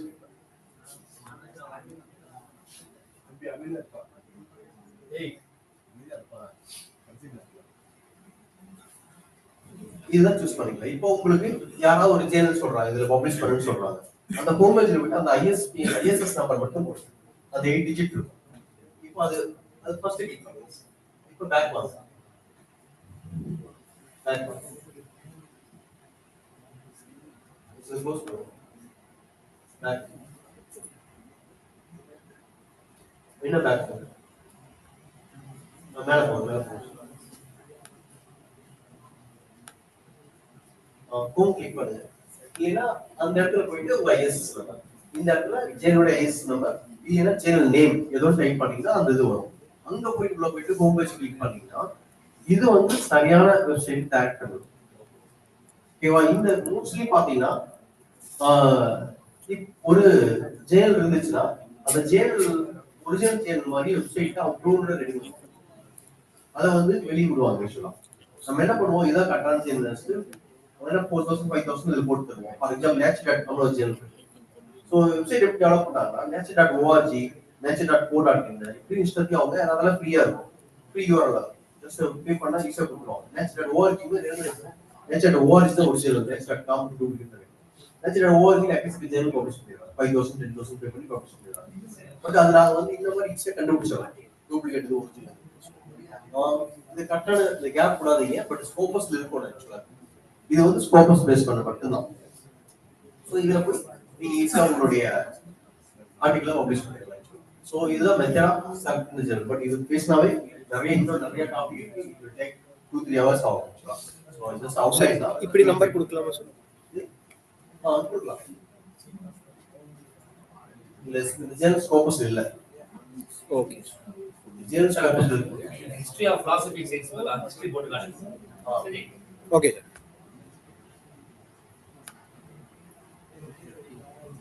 subject category. Take பண்ணுங்க நீங்க.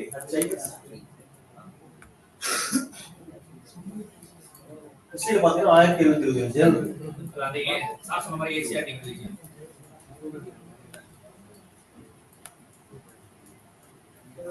ஏசியன் ரிஜியன்லயே 40 ஆர்டிகல் 40 ஜர்னல் 40 ஜர்னல்.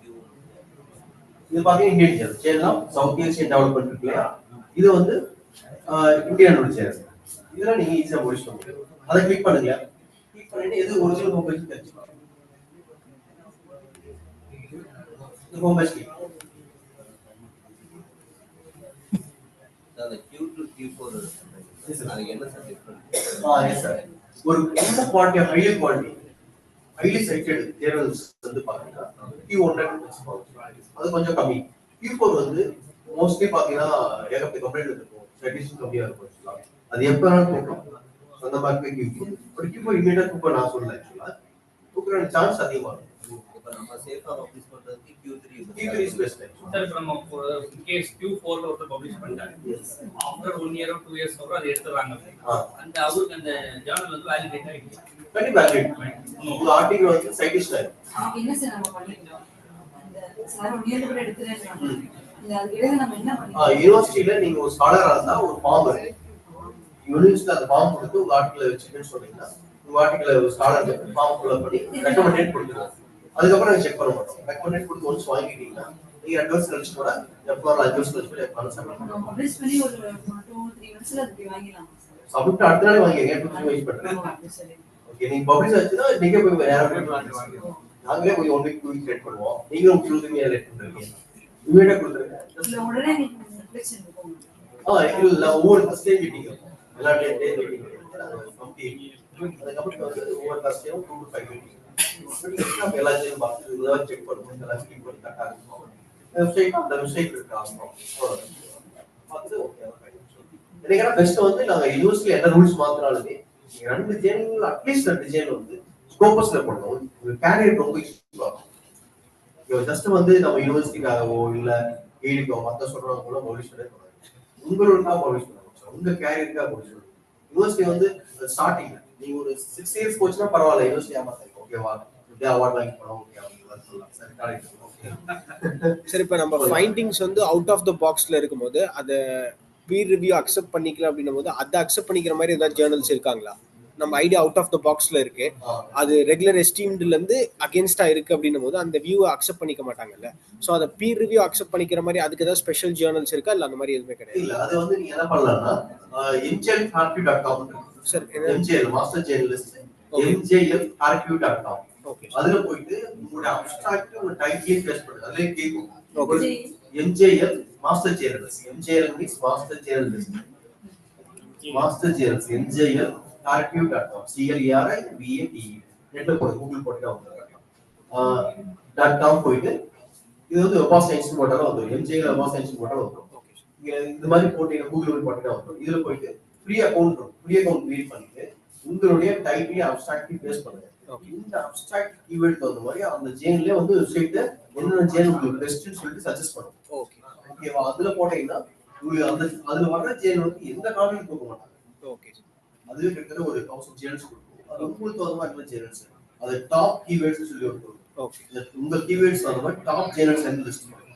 அந்த இதுல போனீங்கன்னா இட்ஸ் தி பெஸ்ட். அது யூஸ் யூடியூப் ஜேர்னல் பாருங்க, ட்ரை பண்ணாதீங்க. சோ லோக்கல் அதாவது சைனா, சவுத் கொரியா, ஜப்பான் அந்த மாதிரி ஜேர்னல் ட்ரை பண்ணுங்க. ஈஸியா போடுங்க சான்ஸ். சோ பாக்ஸ் பண்றது கொஞ்சம் இந்த மாதிரி கொஞ்சம் ஒர்க் பண்ணீங்கன்னா ஈஸியா முடிச்சிடலாம். அதான் தெரியும் சொல்லி யூனிவர்சிட்டிக்கா பண்ணாதீங்க, உங்களுக்கா பண்ணீங்கன்னா உங்க கேரியர் வந்து ஆர்டிகல் வந்து ஸ்கோபஸ் இண்டெக்ஸ் ஆச்சுனாவே உங்க காலேஜுக்கு நேர் ரேங்க் யூஸ் ஆகும், ரேங்க் ரேங்க் ஆகும். இது தவிர வேற எது போட்டு எடுத்துக்க மாட்டேன் யூனிவர்சிட்டியில. என்ன பண்றது ரேங்க் எடுத்துக்க சொல்லலாம். இந்த ஃபியூச்சர்ல வந்து சப்போஸ் யூஜிசிஏ க்ளோஸ் பண்ண ஐடியா இருக்கும். ஸோ அப்படி கொடுத்தா நீங்க என்ன கேட்டா அப்பவும் கூட நீங்க ஸ்கோபஸ் அவர் நீங்க ட்ரை பண்ணுங்க. சேல் முடியல அவர் நிறைய ஜேர்னல்ஸ் இருக்கு. ஸோ அது ஈஸியா பண்ணிடலாம். டோட்டலா இது வந்து 10 lakh ஜேர்னல்ஸ் இருக்கு குளோபல் லெவல். இந்தியாவில அவ்வளவு ஜேர்னல்ஸ் இருக்கு. பப்ளிஷ் பண்றது ரொம்ப ஈஸி. ஏதோ ஒரு ஜேர்னல் வந்து ரொம்ப ஈஸி. ஸ்கோபஸ்ல வந்து பாத்தீங்கன்னா 32,000 ஜேர்னல் இருக்கு. வெப் சயின்ஸ் வந்து 21,000 இருக்கு. இதுல பப்ளிஷ் பண்றது டஃப் ஆக்சுவலா. இதுல உங்க ஆர்டிகல் உள்ள போச்சுனாவே உங்க கேரியர் யூஸ்ஃபுல்லா இருக்கும். ஸோ இப்போ நீங்க இன்டர்வியூ வரீங்க பிஹெச்டி முடிச்சுட்டு நீங்க என்ன ஜேர்னல் போட்டீங்கன்னா உங்க ஜேர்னல் வந்து பேரே தெரியாம இருந்துச்சு கஷ்டம். இந்த ஜேர்னல் ஒரு சில ஜேர்னல் டாப் ஜேர்னல் ஆகும். இந்த ஜேர்னல் தெரிஞ்சினாவே இதுல போட்டுருக்கீங்க உங்களுக்கு வந்து ஒரு சாஃப்ட் ஓகே உங்களுக்கு ஆப்ஷன்ஸ் நிறைய இருக்கு. ஸோ ஏதாச்சும் டிசைட் பண்ணீங்கன்னா ஜேர்னல் ஸோ அது அந்த மாதிரி ஒர்க் பண்ணுங்க பிகினிங் கேரியர்ல. ஸோ ஒரு 3 years படிச்சு முடியலையா தென் அப்படி okay sir. Okay sir.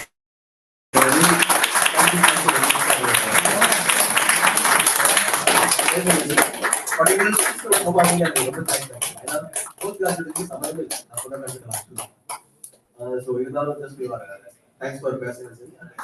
Thanks for comment and back thanks to you for the online one. Thank you.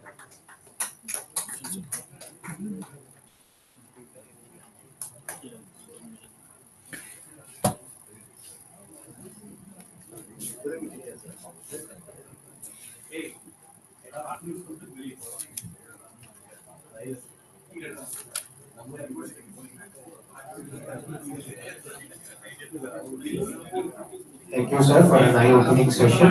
With this, we would like to wind up the third technical session of the day, and we would like to wind up the technical sessions of the day as well. So we will reconvene for the next technical session tomorrow as scheduled. Thank you.